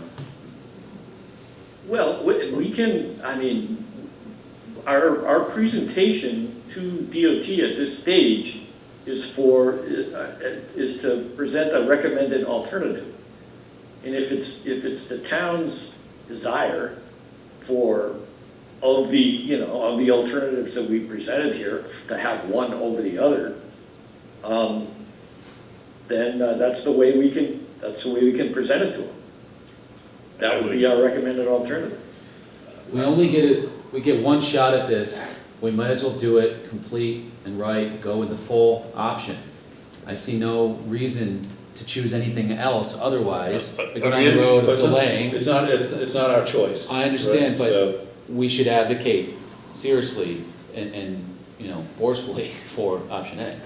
And if they say no, then we can certainly readdress and say, all right, Pittsfield, we're gonna need some assistance. Here's the other question. If we do pause it, do we get pushed to the back of the list again, John? It's always a possibility, Always a because possibility. there's been a lot of competition for those funds, and we're right now with fiscal year 28, Okay. right at the end of the cycle. The federal government funds the MPO in 5-year cycles. Yep. I know we're right at the end now because we almost got delisted, but they put us at the end, thankfully. That's why we're still funded. But I don't think this would be an issue going additional funds. I would go with asking Steve's firm to, that's what we want, Yeah, and tell the DOT that. Yes. See what they And say? here's the argument why, because if we go with option B, Dalton's footing the bill Yeah, and Pittsfield's getting the benefits. yeah, and we're not getting the sidewalk. Yeah. Right. Yeah, So- so then I would agree with you. We can just cut our losses and stop the project. Steve, which intersection is in option A? Is it either? Either one, yes. Okay, so I'm gonna amend my motion, I guess, or how we would we could do just this? take a vote and, Take a vote and kill my first one, so all in favor of my first motion? no. No? Okay. Any opposed? Everyone's opposed. All right, so I'd like to propose a motion that includes the intersection recommendation. Absolutely. Okay, because I want to minimize the cost to Dalton and maximize the value. Mhm. So I move that the town's desire and preference, strong preference is option A with the intersection that reflects, I forget what your technical term is, Steve, it's not the roundabout. Two-way stop. Two-way stop? Yep. I don't agree with that. Well, can we get a second for the, I'll second that. I No, you kind of like the roundabout. It answers all the problems down there. If you don't go the roundabout, it's gonna require an intersection, a key intersection with lights. Yeah. That's the only way to solve the problem down there. But we don't know what the cost is to take over that land. No. Steve, there aren't any lights in your two-way stop, right? No, Just stop signs. You know, we started out with actually 4 potentially feasible alternatives. It was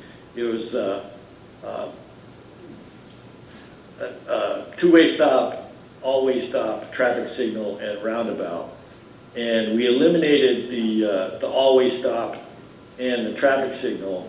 The all-way stop wouldn't solve any of the safety issues there because you'd still have because of the Y shape of the intersection, you'd still have a problem with people not understanding the right-of-way. And then the traffic signal alternative was rejected because there are minimum traffic volume warrants for signalization, and because it wasn't meeting the warrants, DOT would not approve that alternative. So the two that we have here, the two-way stop and the roundabout, are the only remaining kind of alternatives we have for evaluation. I support the motion. I do I too. don't hear people yelling, please give me more roundabouts. No, and frankly, we'll get feedback from them as well. If they are strongly preferring or advocating for that, we can reevaluate, but this would be our choice. I think that's clear, at least amongst, several of us. I know you're not agreeing. No, I but don't. that's I think okay. the roundabout's the best way to go with this traffic problem down there. I You're think gonna this have the addresses same it. problems with the two-stop sign as we have now. How so? Because people are gonna have to stop at stop signs and now really understand the intersection, because it's gonna remain pretty Yeah. much the same. Operations-wise, it would really not be very much different than what you have there. Same thing. And The only improvements that we made here is open it up to better accommodation of trucks turning, but, you would still have the same issues with the geometry of the intersection being contrary to people's normal expectation of the right-of-way. And that's the problem that you have there now. I want to be very, That the main flow is going around the corner instead of going straight in any direction. I want to be very clear, my perspective is that we sold the town on funds for engineering Dalton Division Road and not to fix that intersection. That's new scope because of state requirements. So it works fine now. Make some minor corrections to it and move forward. Because I would not support more funds to take over land when we don't even know what our next capital plan is for the next 1 or 2 years. I do not want to pre-commit to that at all. Mr. Chairman, you have a motion on the floor and second. Okay, Yeah. call the question. All in favor? Aye. Opposed? Opposed? Okay, 3-1, motion carries. Okay. So the communication of that will be Steve to DOT. I'd like to make a second motion that we ask our MPO rep, Mr. Boyle and Mr. Hutchinson, to work with MPO and the city of Pittsfield and whatever other representatives to calculate a cost for Pittsfield to offset the expenses and any future expenses for the city of Dalton, whatever that percentage might be. Second. Motion second, discussion? Hearing none, all in favor? Aye. Opposed, abstentions, motion carries. All right, thank you. Steve, thank you so much. Thank you, Steve. Appreciate it. Okay, we will be in touch. All right, next on licensing board, or we want to move this? Mr. Locatelli, you here for the CBRSD agreement? Questions? I am. Okay, may I move that, we move that up? I'll just point out that CJ is here to present the housing options as well. Okay, all right. Okay, let's go to CBRSD if there's no objections. No Okay. objection. All right. All right, so we had a couple of questions. Dan, you got clarification on that for the board?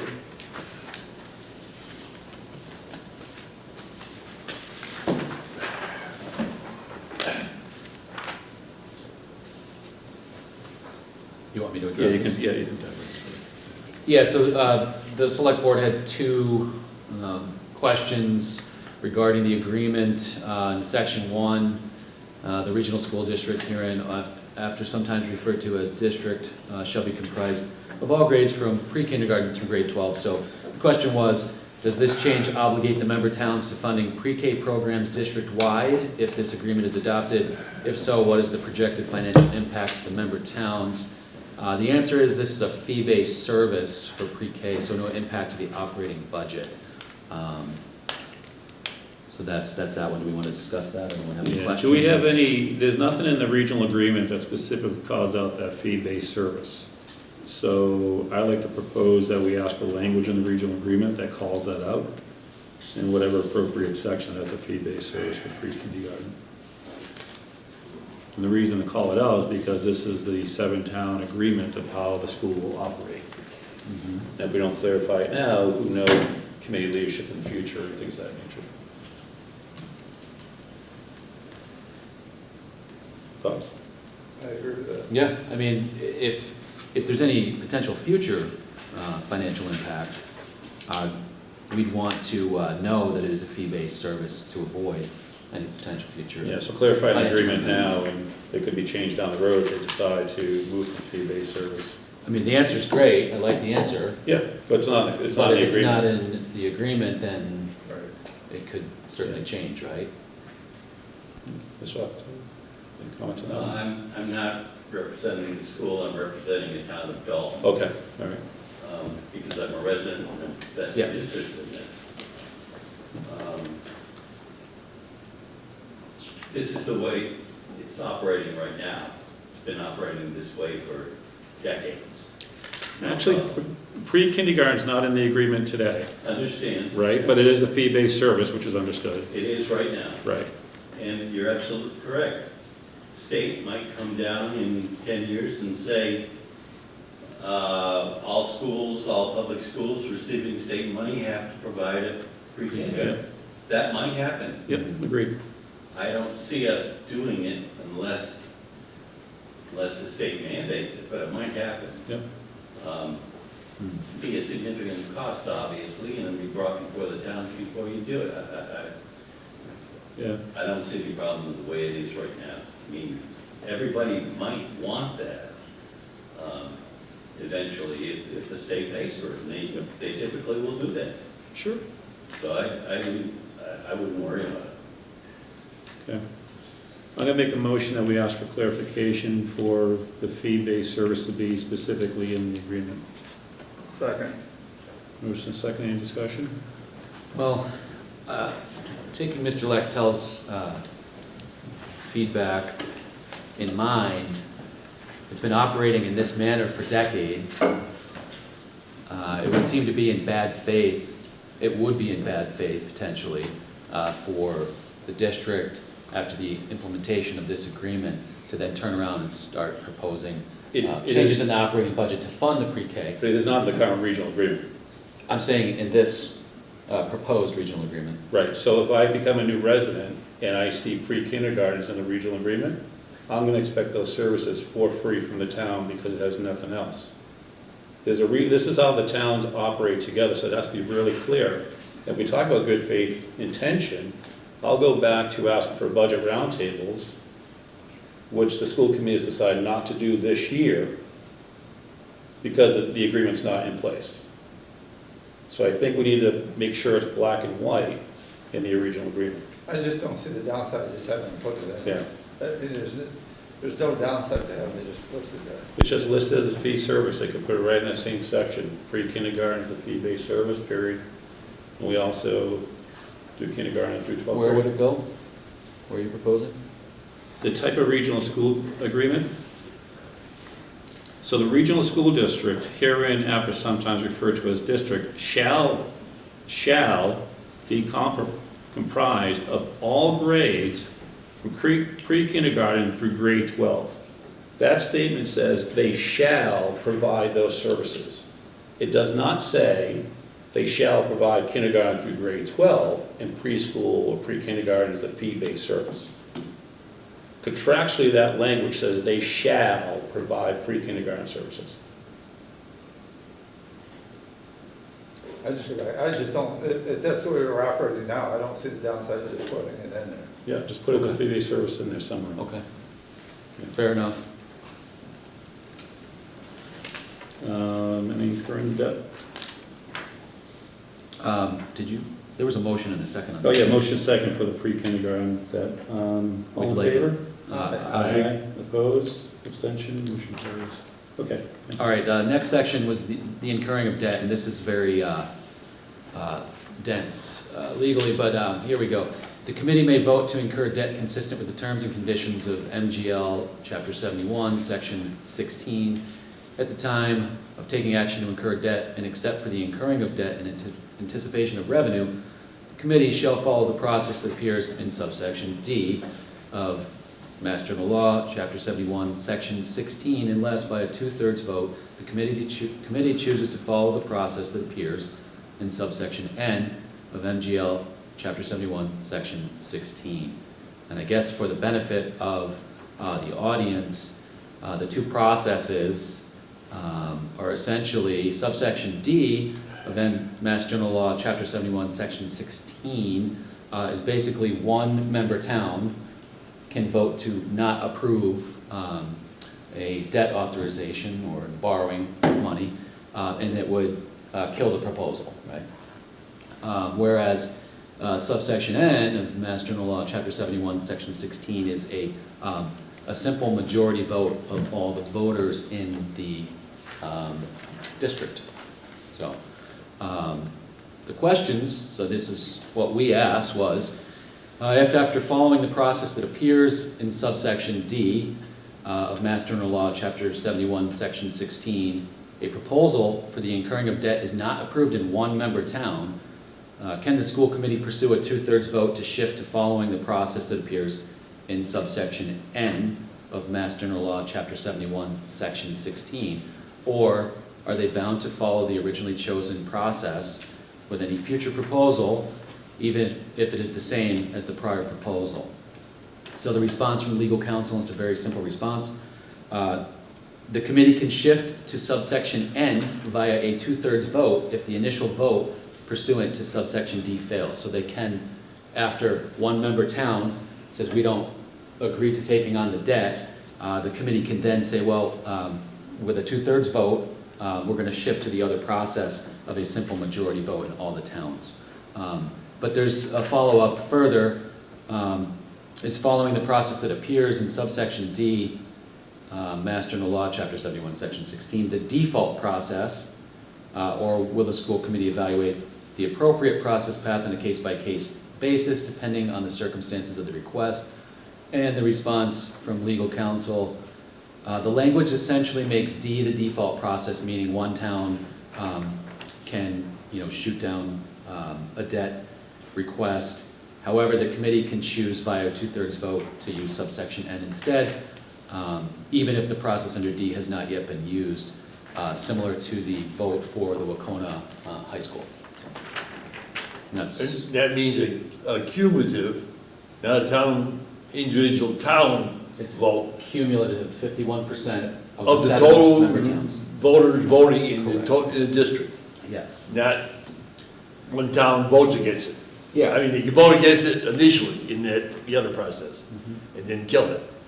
But then if they switch to the alternative process, I don't know the exact numbers, Yeah. then it requires a district-wide vote, one man, one vote. Correct. To be clear.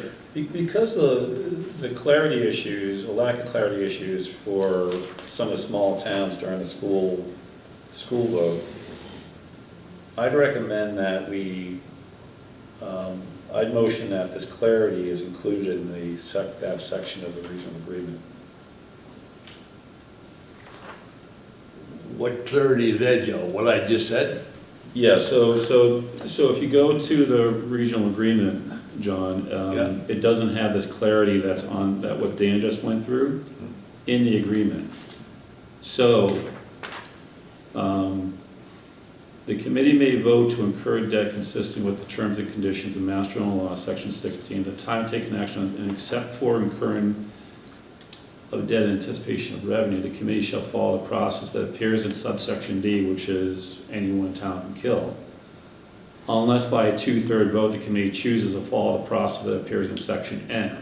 The clarity, or the question we asked, is if it fails on that first pass, Yes. right? Yep. Can the school committee go ask for another vote in the popular vote? And that action is not in the regional agreement. It's in the general law, it's in the Mass General Law. We were just asking, it It's in the general. is, we were just asking mainly for clarification of that law. Yeah. Because when you read the language there, it is there if you pull up those general laws. It's just, I wanted to be sure that that's the interpretation, because I said that that's how I read that at the last select board meeting when we came up with these questions. Yeah, so back. It is addressed in the general law. It gives the school committee the option to present any proposal, even if it's the same as a prior proposal that failed through one way. I don't To think present it again. I don't in think the another way, general so- law is clear on you can propose as a popular vote alternative. The general law is clear that you can propose the proposal again, but that does not make it clear to the other 6 towns in the district that they can go to popular vote at that time. That's not clear Maybe in the we should general ask law. Dick, he's well versed in the fight. Yeah. I mean, the general law doesn't preclude that. I think attorney would say, the law doesn't preclude that, so you're allowed to do that. Correct. And that's been done before, incidentally. Yeah. Okay, well then. But I'm asking, what I'm suggesting is clarity in the regional I agreements. know that's what you're, Yeah. but there are a lot of places that is necessary, but this is not one of them. I would say we focus on the section 1 request for pre-K, and I don't think that this is. I'm gonna make a motion to add this as clarity into the regional agreement, if there's a second on that. If not, that's okay. I go back to the same thing. What is the downside of clarifying stuff? It's clarified in Mass General Law, which Dan just elaborated on. Yeah, but why not have it right in front of you? But the lack of And I clarity, agree with you, Dan, I do agree with you. Because but I go laws back- change. the lack of clarity in the general law is what led us to the question. I was just inquiring if it, I guess the way that Mr. Lecatel phrased it is if the law doesn't preclude it, then it's allowed. I was really asking for that clarity, and we got it. It's allowed. So, I don't think we need Is it under- additional We've done it, I clarification. mean, Is it's it, pretty obvious. well, is it- But we've done it before. Well, I don't want to make more work this, out of the this process is either. well, no, this is the regional agreement that the 7 towns agree. It's not how the school committee agrees. That's exactly right. It's the 7 towns, and the 7 towns need clarity. That's my point.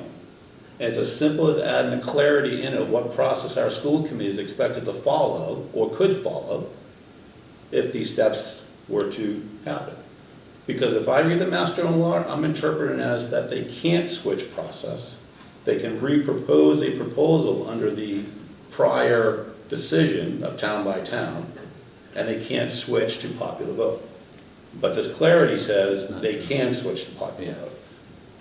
I read the law the way that the answer came back. Yeah, And I did wanted not. to make sure that that was. You're correct. you're Dalton, I'm Hinsdale.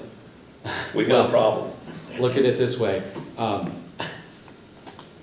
Mr. Lecatel has also said that it's happened before.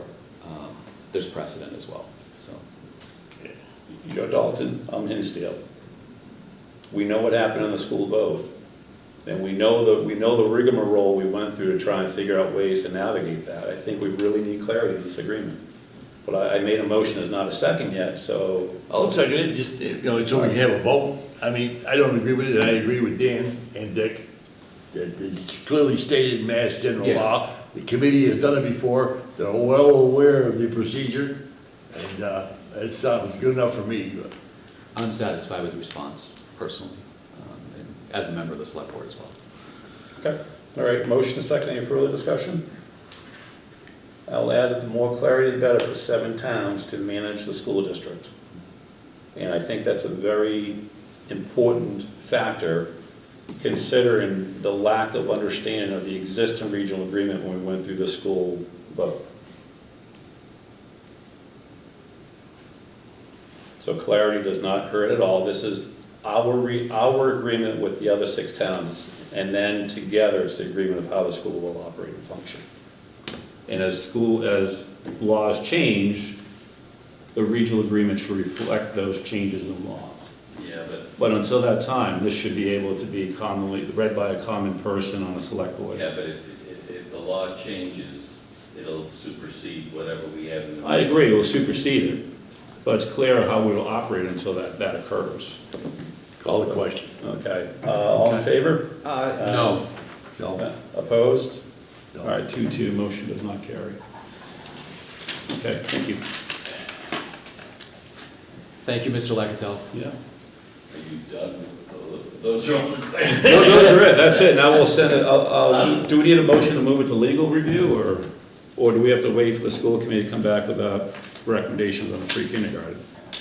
Or can we do both in parallel? Joe, you just said this is an agreement among the 7 towns. Really, the school committee hasn't voted to approve this Oh, I know, anyway. I know. I'm not sure the school committee is going to come back with anything. Then we'll move it to legal, we'll just send our changes through legal. Yeah, Yeah. that's what, That's Yeah. good. I don't know that we need a vote for that, do we? I don't know if we need to vote for legal, It's part of the process, I think it's yeah, Happy to do it. moving forward. okay. Perfect. And then they have a deadline of the 1st, but I told Mr. Peters that, and he agreed, that we most likely will not get it back to him by the 15th of January. So it's up to Tim and how quick he can turn it around. Okay. So, all right, thank you for that. All right. What's next? I was going to propose that we move to the preliminary analysis of Number housing 9. options, and we'll Okay. get to the licensing after. Any objections? No objections. Okay. Sorry for the late night, yeah. What are we doing tonight? What are we doing tonight?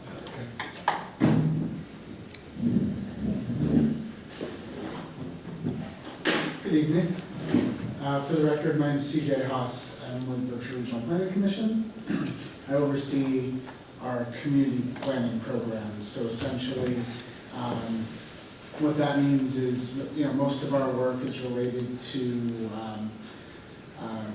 zoning bylaw review and amendments, long-term community master planning, open space and recreation planning, and a lot of our housing activities that are picking up more and more in just about every community we're working in. So the town manager, we had a discussion about over the last year, a few different projects. And this brief analysis rose to the top as far as trying to understand the parcel we're sitting on to the south of the parking lot, essentially what potential housing possibilities could be for this parcel. So I'll just start, I'll go through this briefly, I won't keep you here all night. Okay. Yeah. This is an important discussion, so. Interrupt me at any time, but I'll just sort of give you an idea of what the strategy was here and what some of the highlights are. So just for full public transparency, this parcel is within the R3 zoning district, and generally from a residential perspective, we're talking about single family, 2-family, and multifamily residential as being the 3 types of housing that would be allowed on this parcel. So I go based on the dimensional requirements that I added into this list. We looked at the parcel and what we thought was a potential developable area, which is essentially a portion of the parking lot and to the south, which measured out to be approximately 2.88 acres. So based on that area, we looked at the frontage available and essentially just went through, given the existing dimensional requirements and the types of housing those are attached to, I went through just some basic existing permitting, what could be allowable now on that land. So I go through scenarios of parcels that could be divided up using a simple Form A, approval not required plan, or if you wanted a formal subdivision process. So under a one-family, two-family, and multifamily, I just went through, running the numbers based on the frontage, getting creative with some parcel sizing, how that could potentially be divided up to allow for different scenarios. So under the single family, that can equal anywhere from 11 total parcels to 15 total parcels, if you went the A&R route, or like a full-blown subdivision process. Under two-family, you could potentially be looking at division up to 9 or 10 parcels under an A&R plan, to a similar amount under the subdivision plan, so not really a whole lot of benefit. And then multifamily, which is a little more complicated, but just under an A&R plan, because it really doesn't make sense to do subdivision for multifamily. Again, the total number of dwellings that you could pull under a multifamily scenario, which was up to 24, based on, you're lucky you have a pretty squared off parcel you'd be looking at. 24 units? 24 units under the existing zoning. Can I interject here in a second, for just a second? We've had many discussions about retaining walls and dry, I'm not sure, water coming down. Retaining walls or retaining ponds. Was any of this information relayed to you? No. No, we passed on the opening of the retaining walls. That was the whole other grant process of the Walker Brook reconstruction, so it's all gonna be underground. Yeah, We're not we just put gonna everything through. under. Yeah, because one was daylighting, I think is the Daylighting is technical what it's term, called. daylighting through the field, and we said, okay, we're not gonna do that because it's gonna impact housing Development. opportunities, development. Yeah. And I think from that perspective, depending on how you were to proceed with any type of project, that would definitely be part of it, is stormwater management, how you would effectively do that over such, you're talking about almost 30 acres of land. So that would certainly be something that we would recommend, as you move forward with whatever scenario you'd like to pursue, that's something that you have a developer spend some time with. Yeah, we have that engineering already proposed to us. We had 4 or 5 options, if I recall. Am I thinking about the right proposal? Yeah, I think there were 3 major options. Okay. And so we have had preliminary engineering for options for reconstructing the culvert that Walker Brook runs through from High Street down to the other side of Main Street.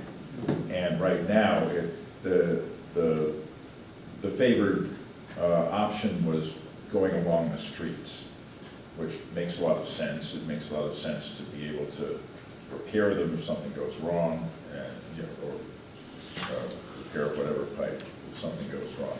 And so the parcel itself would be much less affected by that activity than some of the other proposals that were made, the daylight, things like that. Yeah, this is a very basic level, but still technically accurate introduction to the options that would be available. And of course, there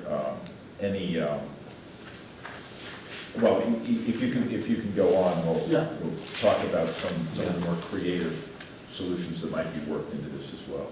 So I think moving outside of how many, how could you divide up the property and the amount of square feet that's there in land is, you could really approach this in a number of ways in the existing zoning, where you could also look at having a mix of single family, 2-family.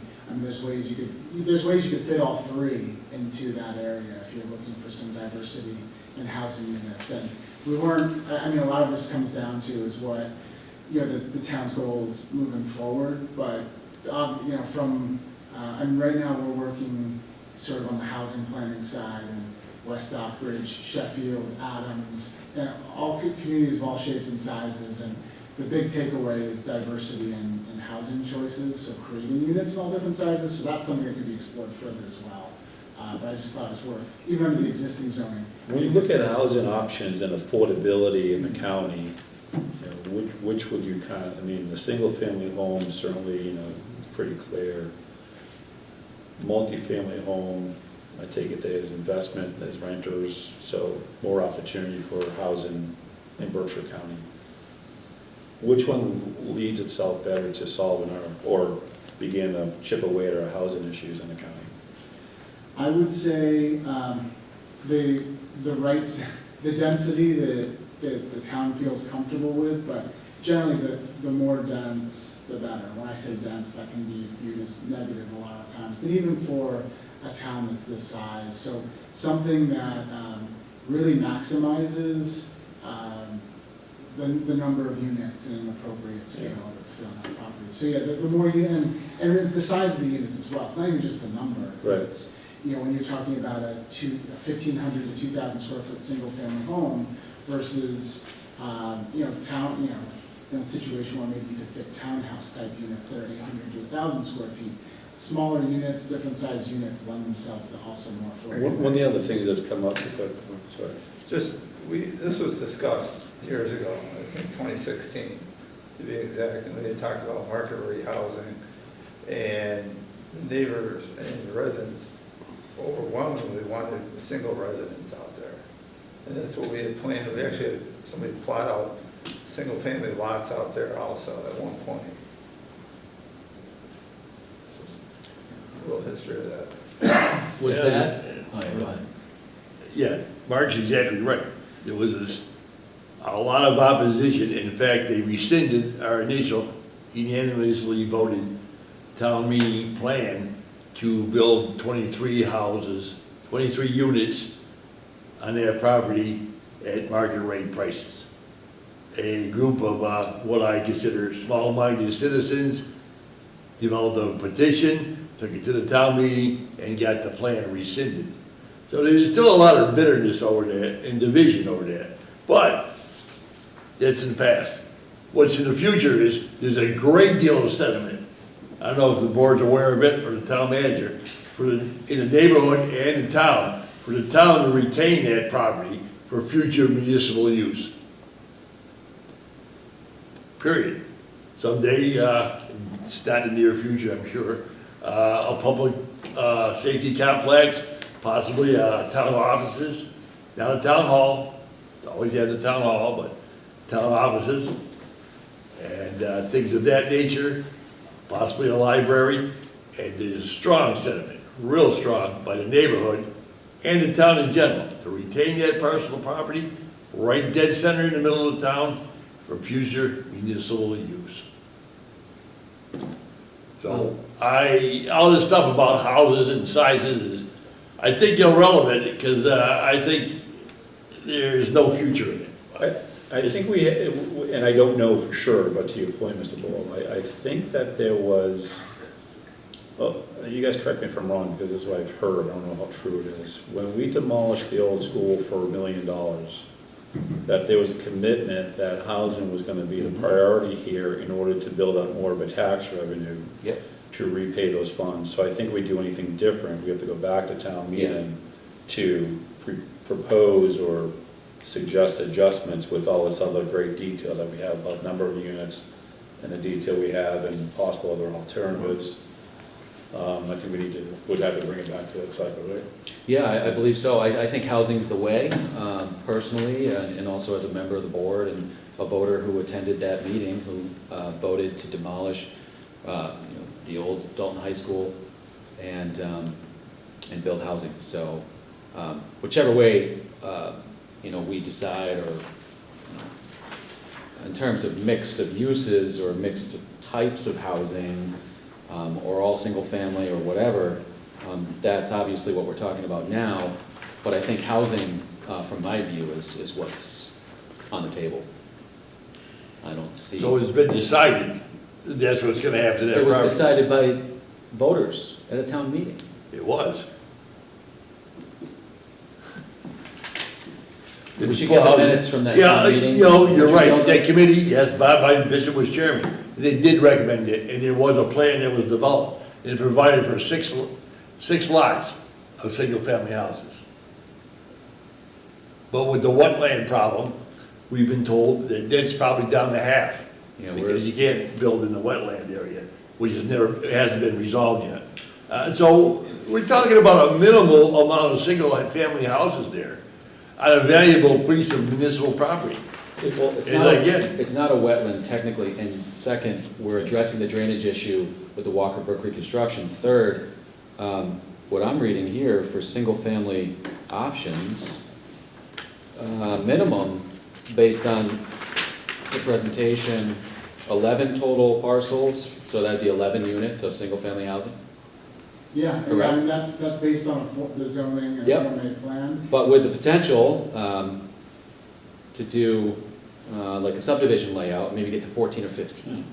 Yeah, and that's, I think that would be where it gets, That's maybe a little too, yeah, and too that thick, would but be too dense, and that dense, probably yeah. comes down to what you can get through with drainage and any other requisite permitting. But this exercise is really more focused on zoning and what does the zoning actually allow for that you currently Yeah. have in the bylaws. And could we just have CJ go through the rest of it, which yes, covers some please. additional considerations and some different possibilities that may not have been covered before? Yep, absolutely. So, I'm not going to focus so much on, so I think this issue of affordability, having diversity in housing size and shapes is sort of small, leads to more small A affordability. We're not talking about like income restricted units, but actually a range of costs at a market rate. So, a lot of that could be affected by picking up some new potential zoning tools. There's some things that could be as simple as, creating a 3-family, separating that out from multifamily residential. That's sort of a movement that a lot of communities are taking to try to, because a lot of 3-family dwellings can still look like a single-family unit. So a number of communities it's becoming a more and more popular thing to do, to try to separate that out and not call it multifamily residential because it exists in a lot of what previously were single-family homes.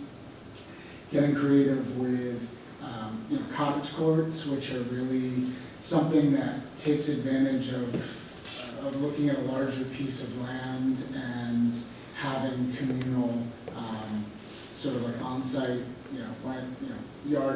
communal yard space, parking, and really trying to free up more land to create housing units. It's definitely popular from the perspective of trying to create smaller dwelling units that are more like 1,000 square feet, but that are not attached, so it's still a singular housing unit.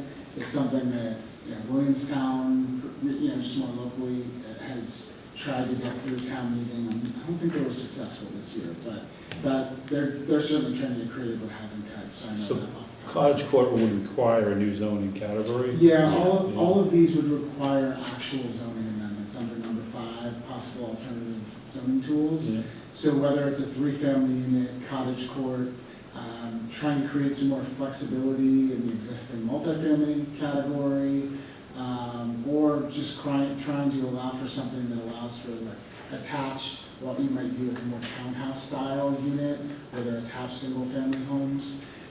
Those would all require amendments to zoning bylaw.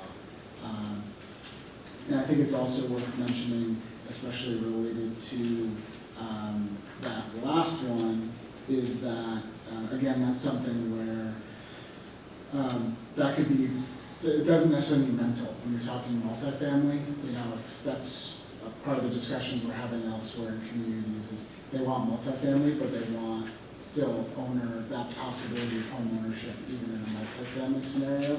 And Okay. not to say that opening up the door to more multifamily development means rentals, which is something that also is more attractive to communities, that potential for having home ownership and other types of forms that are typical in a lot of our smaller rural communities. The last thing that Tom asked me we talked about more big A affordable housing. or senior housing. And I think from the perspective of this is land the town owns and whatever, however you want to move forward, you have a lot of potential in an RFP you develop for however you go about developing land, that you can really, you have a lot of wiggle room for what you can ask for. If you want income restricted units as part of a vision for the property, you can ask someone to present that and give bonus points for that. If you want this to be a focus on senior housing, you can ask for that as well. I mean, you can require that in an RFP. So I think when it comes to number 6, additional considerations, is that when it comes to housing affordability, if you really want to try to have those that big A, income restricted housing options, that's something you could require as part of a project or the entirety of one. So that's something you could always talk more about as you're figuring out what the best option is, what you want to encourage to happen on that property.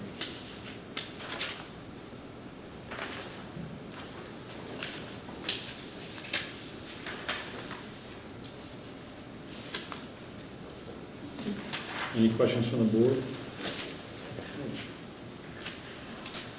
Next steps? I'm also, I've been in touch with Sue Gregory from the Dalton Housing Authority, because if we were going to do something that was focused on, say, seniors, it would be, I think we should have a conversation to see whether the Dalton Housing Authority wanted to have some part to play in something that we put up. Even if it was, just a unit or two. I don't know whether they would be, interested in a major development. I would guess not, because they're probably operating at capacity. But that, and just to let you know that I'm aware of that dimension of the project. This all came about because there were some extra direct local technical assistance funds available, the DLTA funds. I knew from, soon after I got here, I was given the PowerPoint presentation about, this is what the Selectboard has been working towards to do with this property and what can we do. And there was an early meeting a couple of years ago with a lot of people interested in housing. And it was pretty much a clear consensus that Dalton could use more housing, and it could use more housing that could be bought by people who had, who weren't retired yet, who were working. So I like the idea of mandating some smaller houses, still market rate, but not, the developers like the big houses because they get more profit from them. So if the town's going to do this, it could say, we want some accessible units, some units that are appropriate for seniors, some units that are, 1,200, 1,500 square feet instead of 6,000 square feet or whatever people are building now. So this was just a way to move that conversation forward with some extra funding that happened to be available.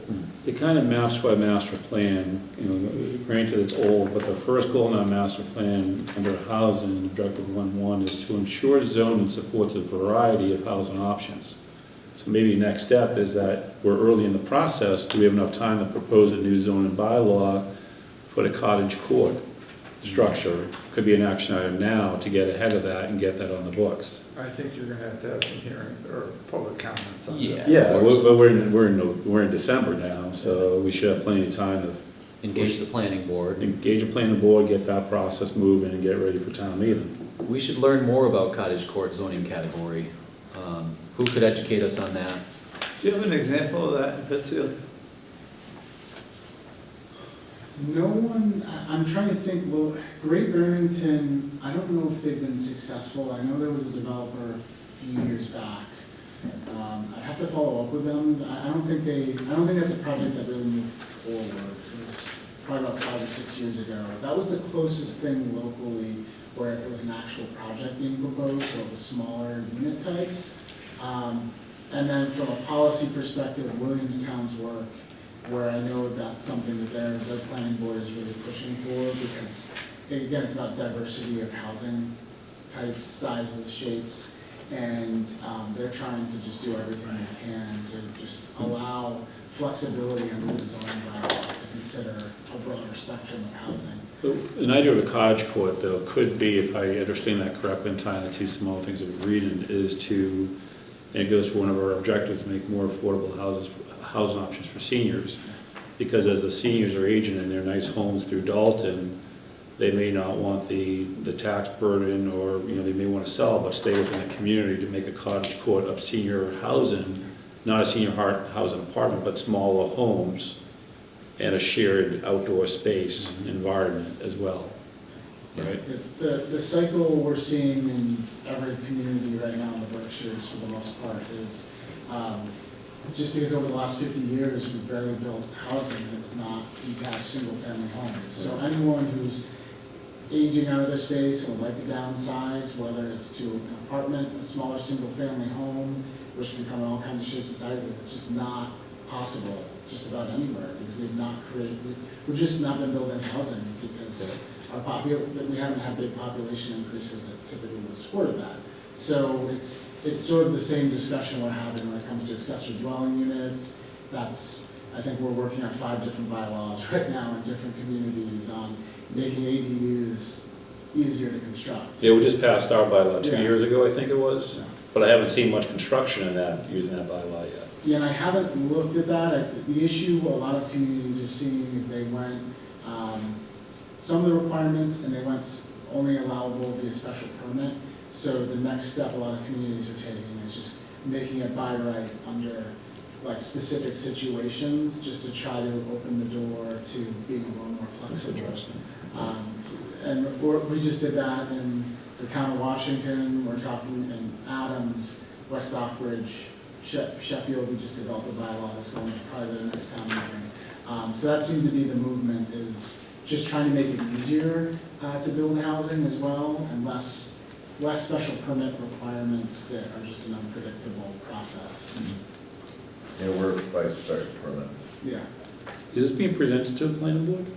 I'm sorry? Is this being presented to the planning board as well? Now it is.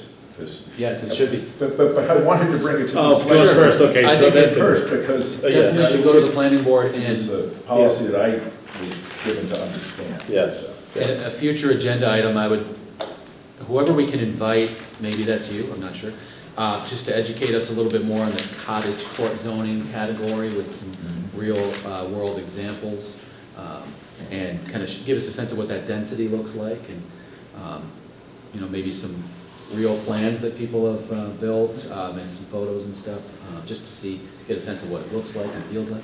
Maybe we can maybe we can start developing that with a presentation to our planning board. Yeah. And then make some refinements. Yeah, because when I think about zoning, potential, proposals to modify zoning laws, that may have, I don't know, I mean, that may be a decent path in terms of providing for more units, but that still feels and kind of acts like a residential neighborhood that's not overdeveloped. But that could tie in with the senior center potentially, in offering more affordable and smaller housing options for our senior Just population. so you know, CJ, Dan was chair of the planning board here for a while. But yeah, it would be, if you want us to keep helping from BRDC, it would be me. That would Oh, wonderful. Which is great. And right now, our 2024 DLTA application process is open. Okay. And if it's helping through zoning bylaw amendments or continuing this discussion, I mean, we're happy to consider that as an application. Yeah, and this is a big one for sure. it's a major opportunity, and, you know, Mr. Boyle, I don't want to shoot down any other potential uses of the property, I just know that it would seem to be the town voters' desire at that meeting to pursue housing at that time. Now, certainly, a future proposal could be put forth. But at the point in time, the key issue is now, we were stuck with demolishing the thing. And the committee had told us it was gonna cost $400,000, right in this room. I was here twice when I said that. But in actuality, the town manager priced it out, and he said it was gonna cost 1.3. And Ken Waldo was right. So, that's what that meeting was about, the 1.3 million. That was the focus. The committee's recommendation was, yeah, we could put housing down there, you could put in 6 houses and this and that. But it was very limited. But since then, and since the rescission of the proposed plan at one time, which was, again, I say, was authorized by a unanimous vote at the town meeting, it was rescinded by a section of the electorate, by 2 votes, by the way. And during that proposal, we were going to get 100,000 for the building, and it was going to go on the tax rolls. But people didn't want it in the neighborhood. That was very unfortunate. Very ugly period in town government. But so many of them have suggested, again, and many governmental bodies have suggested, perhaps a government complex, public safety complex. The fire department is looking for space. Our town hall is definitely seen its days. It's not handicap accessible, and we don't have enough office space. Potential client down there. It's too valuable to be used for housing for a limited amount of people to the town, in my opinion, and a lot of people's opinion. Fair enough. I do disagree, but Hey, I'm all in favor. that's why we have individuals serving in these boards, and we can have fruitful discussion. I'm all for housing. So, Definitely a desire, but we are. I'm gonna bring us back a little bit. Yeah. Because you both bring up very good points, is that we have a master plan that calls for housing. We also have a group that's gonna be they're either formed or they're gonna be formed about space planning, about our municipal buildings. And maybe these two things can take its own natural course, because we still haven't crossed the bridge yet of Walker Brook. We haven't solved that yet. So we're kind of on a 5-year capital journey, or plan and strategy plan, right? And then figure this process out along that way, because even that Walker Brook is a $3.5, $4 million grant, which we have 25% matching on it or something, if I remember the numbers correct? Yeah. Roughly? It could be 5 million, and we could have to pay 1.5. Right, so we got some pretty significant things before we even get to do anything with the land out here. yeah. Right?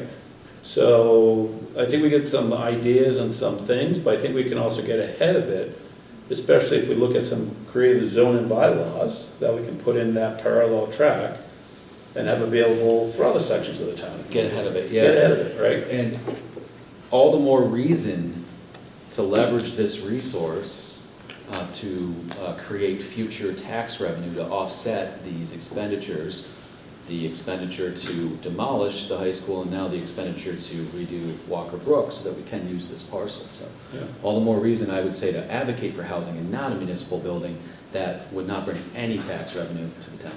No, but it's a definite need. Yeah, I wouldn't, I I mean, could we never got- see we a got- fire station here. I agree with Joe, we got. I could never see a fire station here. How are they getting onto Main Street without a signal? I'll tell Williamsburg. Same way to get out of Williamsburg Avenue. Well, they have a signal there. Williamsburg, Mass. There's no signals here. I know. Yeah, Okay. you drive through Williamsburg down Route 9 or whatever it is, they knocked down their old school.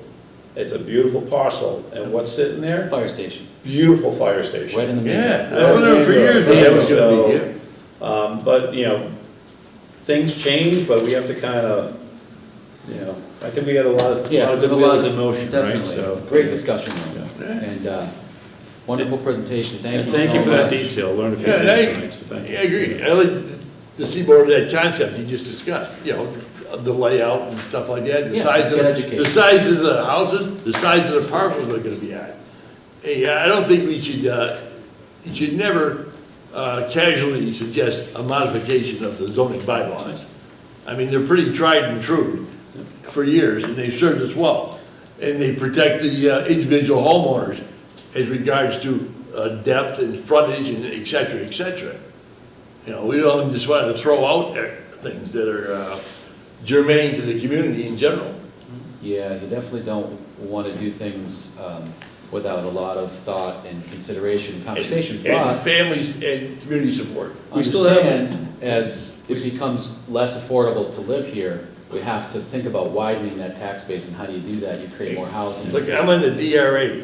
So, anyways. Gentlemen, if we could We'll just move move, on. we still have a ton of stuff, We do have we time. still have executive session. Thank you so Thank you much. so much. Hey, thank you. Is there anything on the agenda that we could postpone? This license board, Joe, should only take like 2 minutes.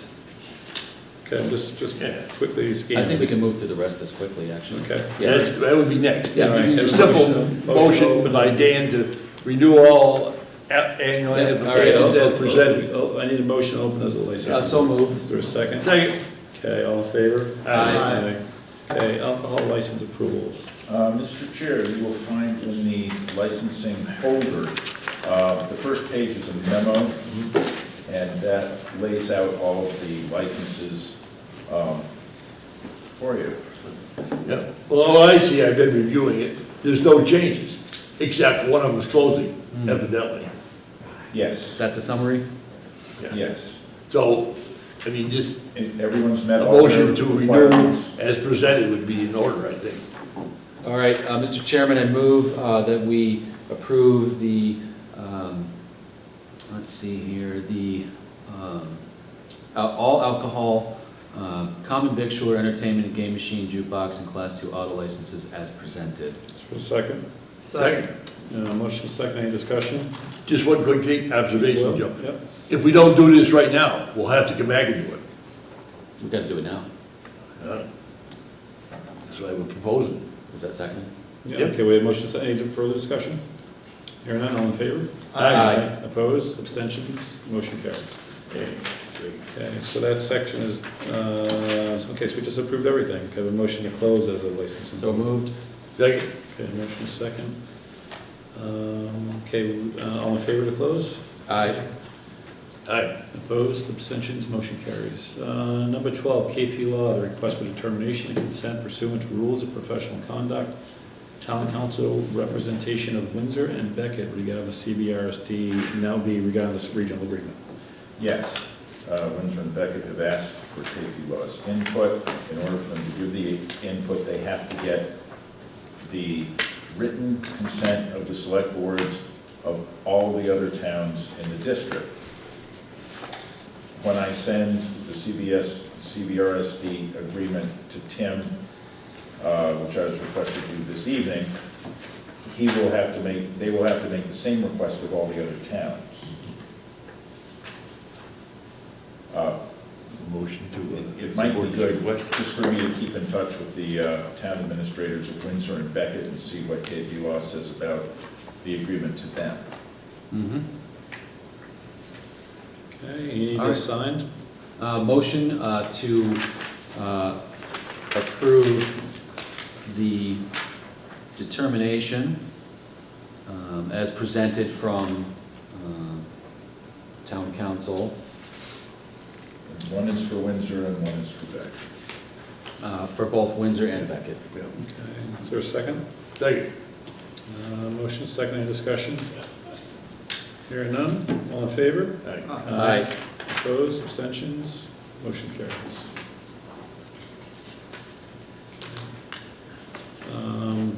And then we have. Mr. Chairman, I move that we approve the grant award amount to the Council on Aging for $50,393 for hybrid programming capacity enhancement. Second. Thank you, Mr. Luxell. Dick, thank you. Appreciate it. Good to see you. Is there a second on that motion? Second. Motion second, all in favor, any discussion? All in favor? Aye. Aye, opposed, abstentions, motion carries. The Veteran Service Agent, Ms. Hutchinson? This will be brief for now. Our veteran services agent has resigned, Stephen Roy. Pittsfield is first proposed a new regional agreement and has more recently proposed that Dalton not be part of the district because it puts them over the population limit at which they would have to have 3 employees rather than 2, and have requested that we join with Pittsfield's Veteran Services Officer. I've sent a preliminary inquiry to Pittsfield, have not heard back yet. My inclination is to say we prefer to stay part of the district as it's been working, but since North Adams is the host, it's really up to them to, the agreement's being reformulated. So we may not actually be invited to be part of that district, so I'm trying to get representation as quickly as I can. So your recommendation is what? That's just a report. Oh, okay, okay. So we gotta sit tight for a while.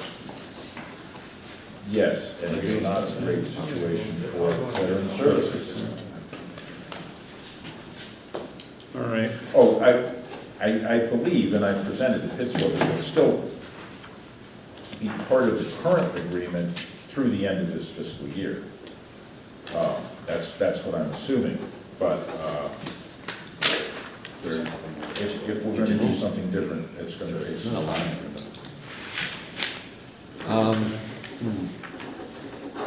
So when will we know if we're not going to be invited? 12 what? To the Well, we've already been kind of informally not invited? This is the 11th, right? Yeah. You don't, yeah, I guess you'd be dated. But again, that will be for the next fiscal year as far as I know at this point.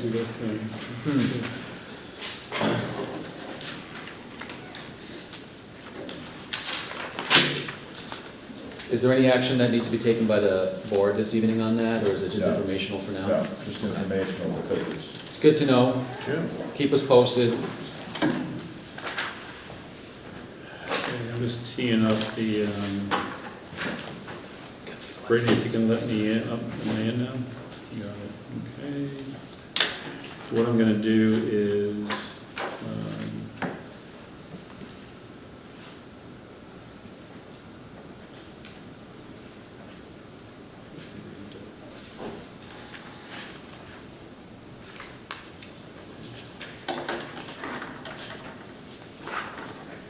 Brittany, can I email you I have to go through the town manager's evaluation, which is a very short, hold on.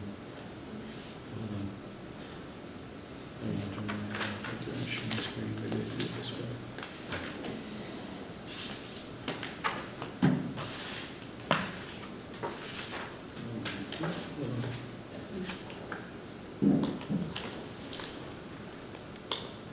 Get us all these licenses. Yep. Wants to sign first. All right, so this is town manager evaluation summary from the 360 evaluation. We had an evaluation earlier in the spring, and then the board decided to have a mid-year touch-base evaluation. So same process we used last time, same criteria, same questions. And the evaluation was a 360 evaluation. That included a self-assessment by a town manager, evaluation response from department heads and select board members. And again, same kind of model we used last time. If it exceeds expectations, it was 5 points, meets is 3, and below is 1 point. There was a number of questions. There were 10 specific questions and 1 specific for the board. And the evaluation results, just if I could kind of point to the screen here, is that the yellow indicator, I'm sorry, this should be green, this is winter, it's green, by the way, so, sorry. So the spring results were in yellow, and then the winter is actually in green, so apologies for that. So in all responses, there was an improvement of responses coming through that process. And then Tom, you kind of had your self-evaluation around the same criteria. There's a lot of good comments in general across the board. Some opportunities for improvement, and I'll share those details with you. But it just seems like things are moving since the last time that we evaluated, so that's good work there. And then we'll see some opportunities for improvement and successes, but I didn't bring all that detail tonight, because we need to just kind of go through it, so. And so that's just a summary of the responses. And then any discussion or questions on that? And so winter 2023 is supposed to be green? Yeah. Okay, thank you. Yeah. So how many, did all the board respond? 4 members of the board responded. I don't know who didn't respond because it's anonymous, so I believe that you responded early, John. Yeah. Okay. I remember receiving a question from... That's best at computer things, and I thought I did submit. Alyssa reached out to me, she goes, did John respond? I said, I think he did because it's an early response. And Yep, okay, Yeah. that's all I wanted to ask. Yeah. No. But you also, I think, broadened the scope and sent the questionnaire out to department heads, et cetera. It was the same way we did last time. We had department heads. So how many of those folks responded? There were a total of 12, so 4 board and 8 department heads. And 8 department heads responded last time as well. Oh. So what are we looking to do now? That's all, just a summary report. And then we'll reevaluate again turn it into the January, February timeframe. We'll take this all into consideration. Because then we have to have a conversation. I think we're also due at that point to talk about contract extensions and things of that nature around February-ish, if I'm not mistaken. Is there a breakdown of responses that can be shared? Yeah, I'll share the detail with us? the board and Okay. Tom. Yeah, All right. yeah. So you I'd can like to all the see that, detail. I guess as an initial starting point. Yeah. It's good to see some improvement. So, yeah, legal, KP recommended that we just do the summary, and then the board and the town manager can look at the details separately from that. So, Okay, that sounds good. Okay. Town manager update? Yes, unfortunately, I had hoped to give a kind of an extended update, which I guess I won't do because of the time.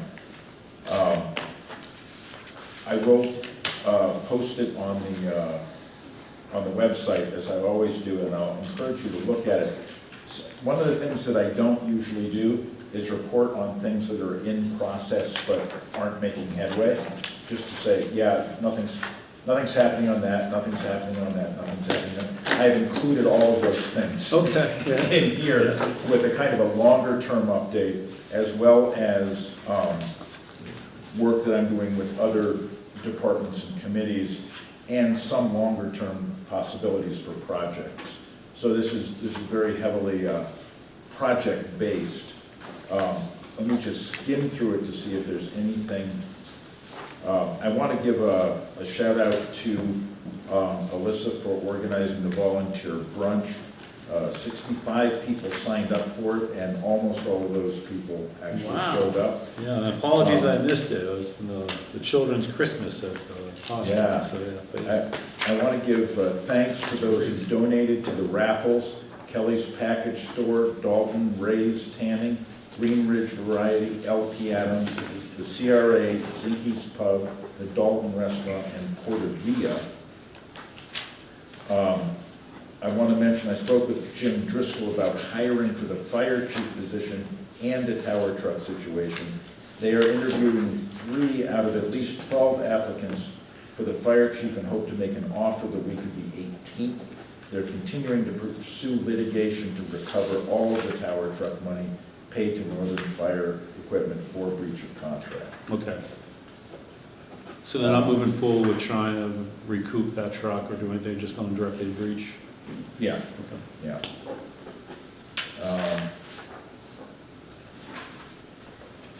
I wanted to thank Jill Taylor for producing the town report for many years.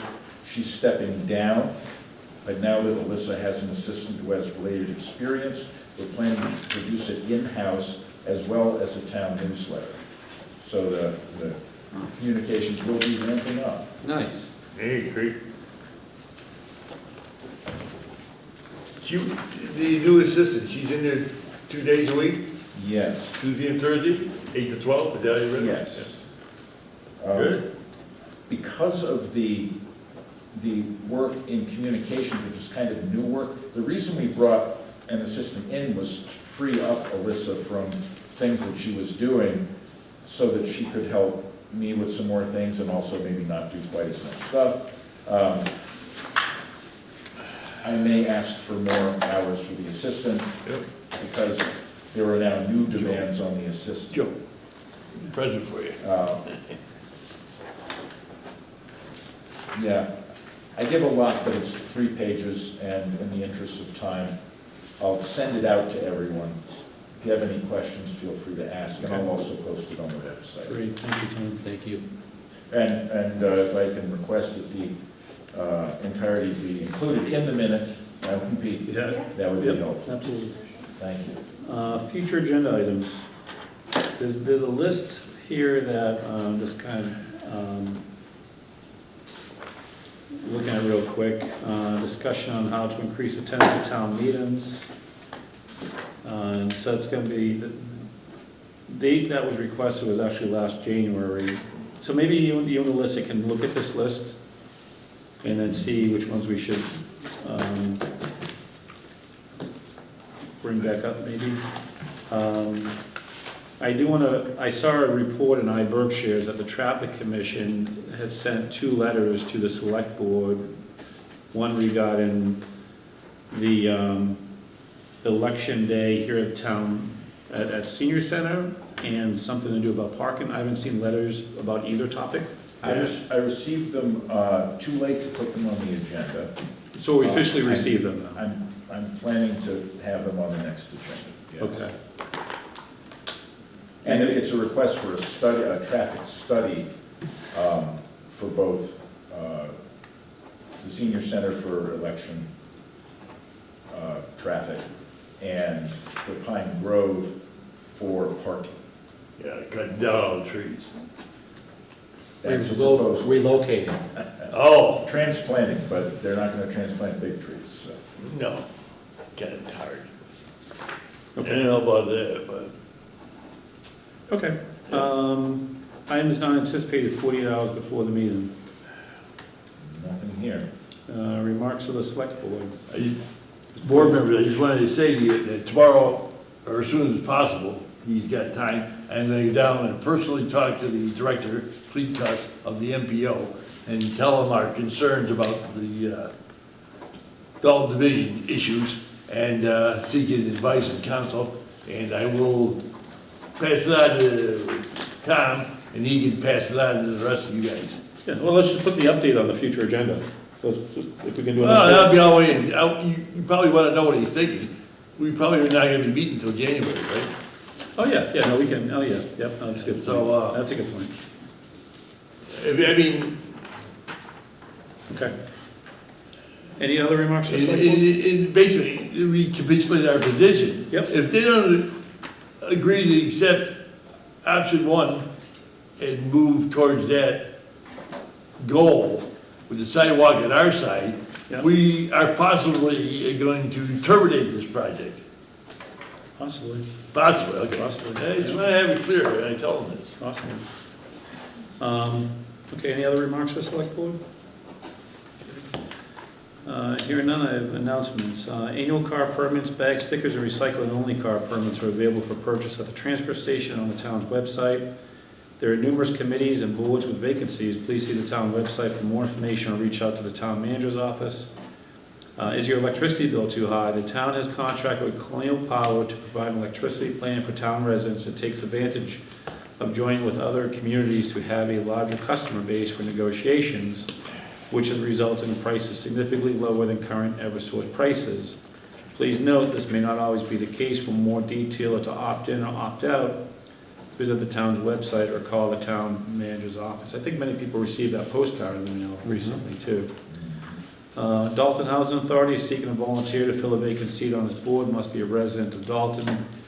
Please call 413-684-1470 for more information. Dalton Police Department would like to remind residents of the winter parking ban, which is in effect from November 15, 2023 through April 15, 2024. There'll be no parking allowed on streets between these dates and between the hours of 1 a.m. and 6 a.m. I have an additional announcement here from our highway, or Director of Public Works. The Highway Department would like to remind residents to remove basketball hoops in the roadway as well as ones that hang over the roadway between November 1st and April 15th. I'll make a note to myself to move my hoop. The next regular meeting is scheduled to take place on Monday, January 8th, 2024 at 7 p.m. at the Senior Center with an option for remote participation. And I'll add a reminder that we have a special town meeting this Wednesday, 7 p.m. at Wacona Regional High School Auditorium. And if I could have a motion to move to executive session and not return to open session. Yep, go ahead, yeah. For reasons number 7 and reason number. Yeah, I'll Yep. read. Mr. Chairman, I move sorry. that we close our regular session and move into executive session for reason number 7, to comply with or act under the authority of any general or special law or federal grant and aid requirements, namely to review and approve executive session minutes from October 10th, 2023, and for reason number 2, anticipated executive session in accordance with General Law, Chapter 30A, Section 21A2, to conduct strategy sessions in preparation for negotiations with non-union personnel, namely the police chief. Roll call vote. Second. Second. Yeah, is there a second on the motion? Yep. I say that. A roll call vote? Sure. Danica? Yes. John Boyle? Yes. Joe DeBerg? Yes. All right, we are adjourned. And good night, Dalton. Thank you, everybody.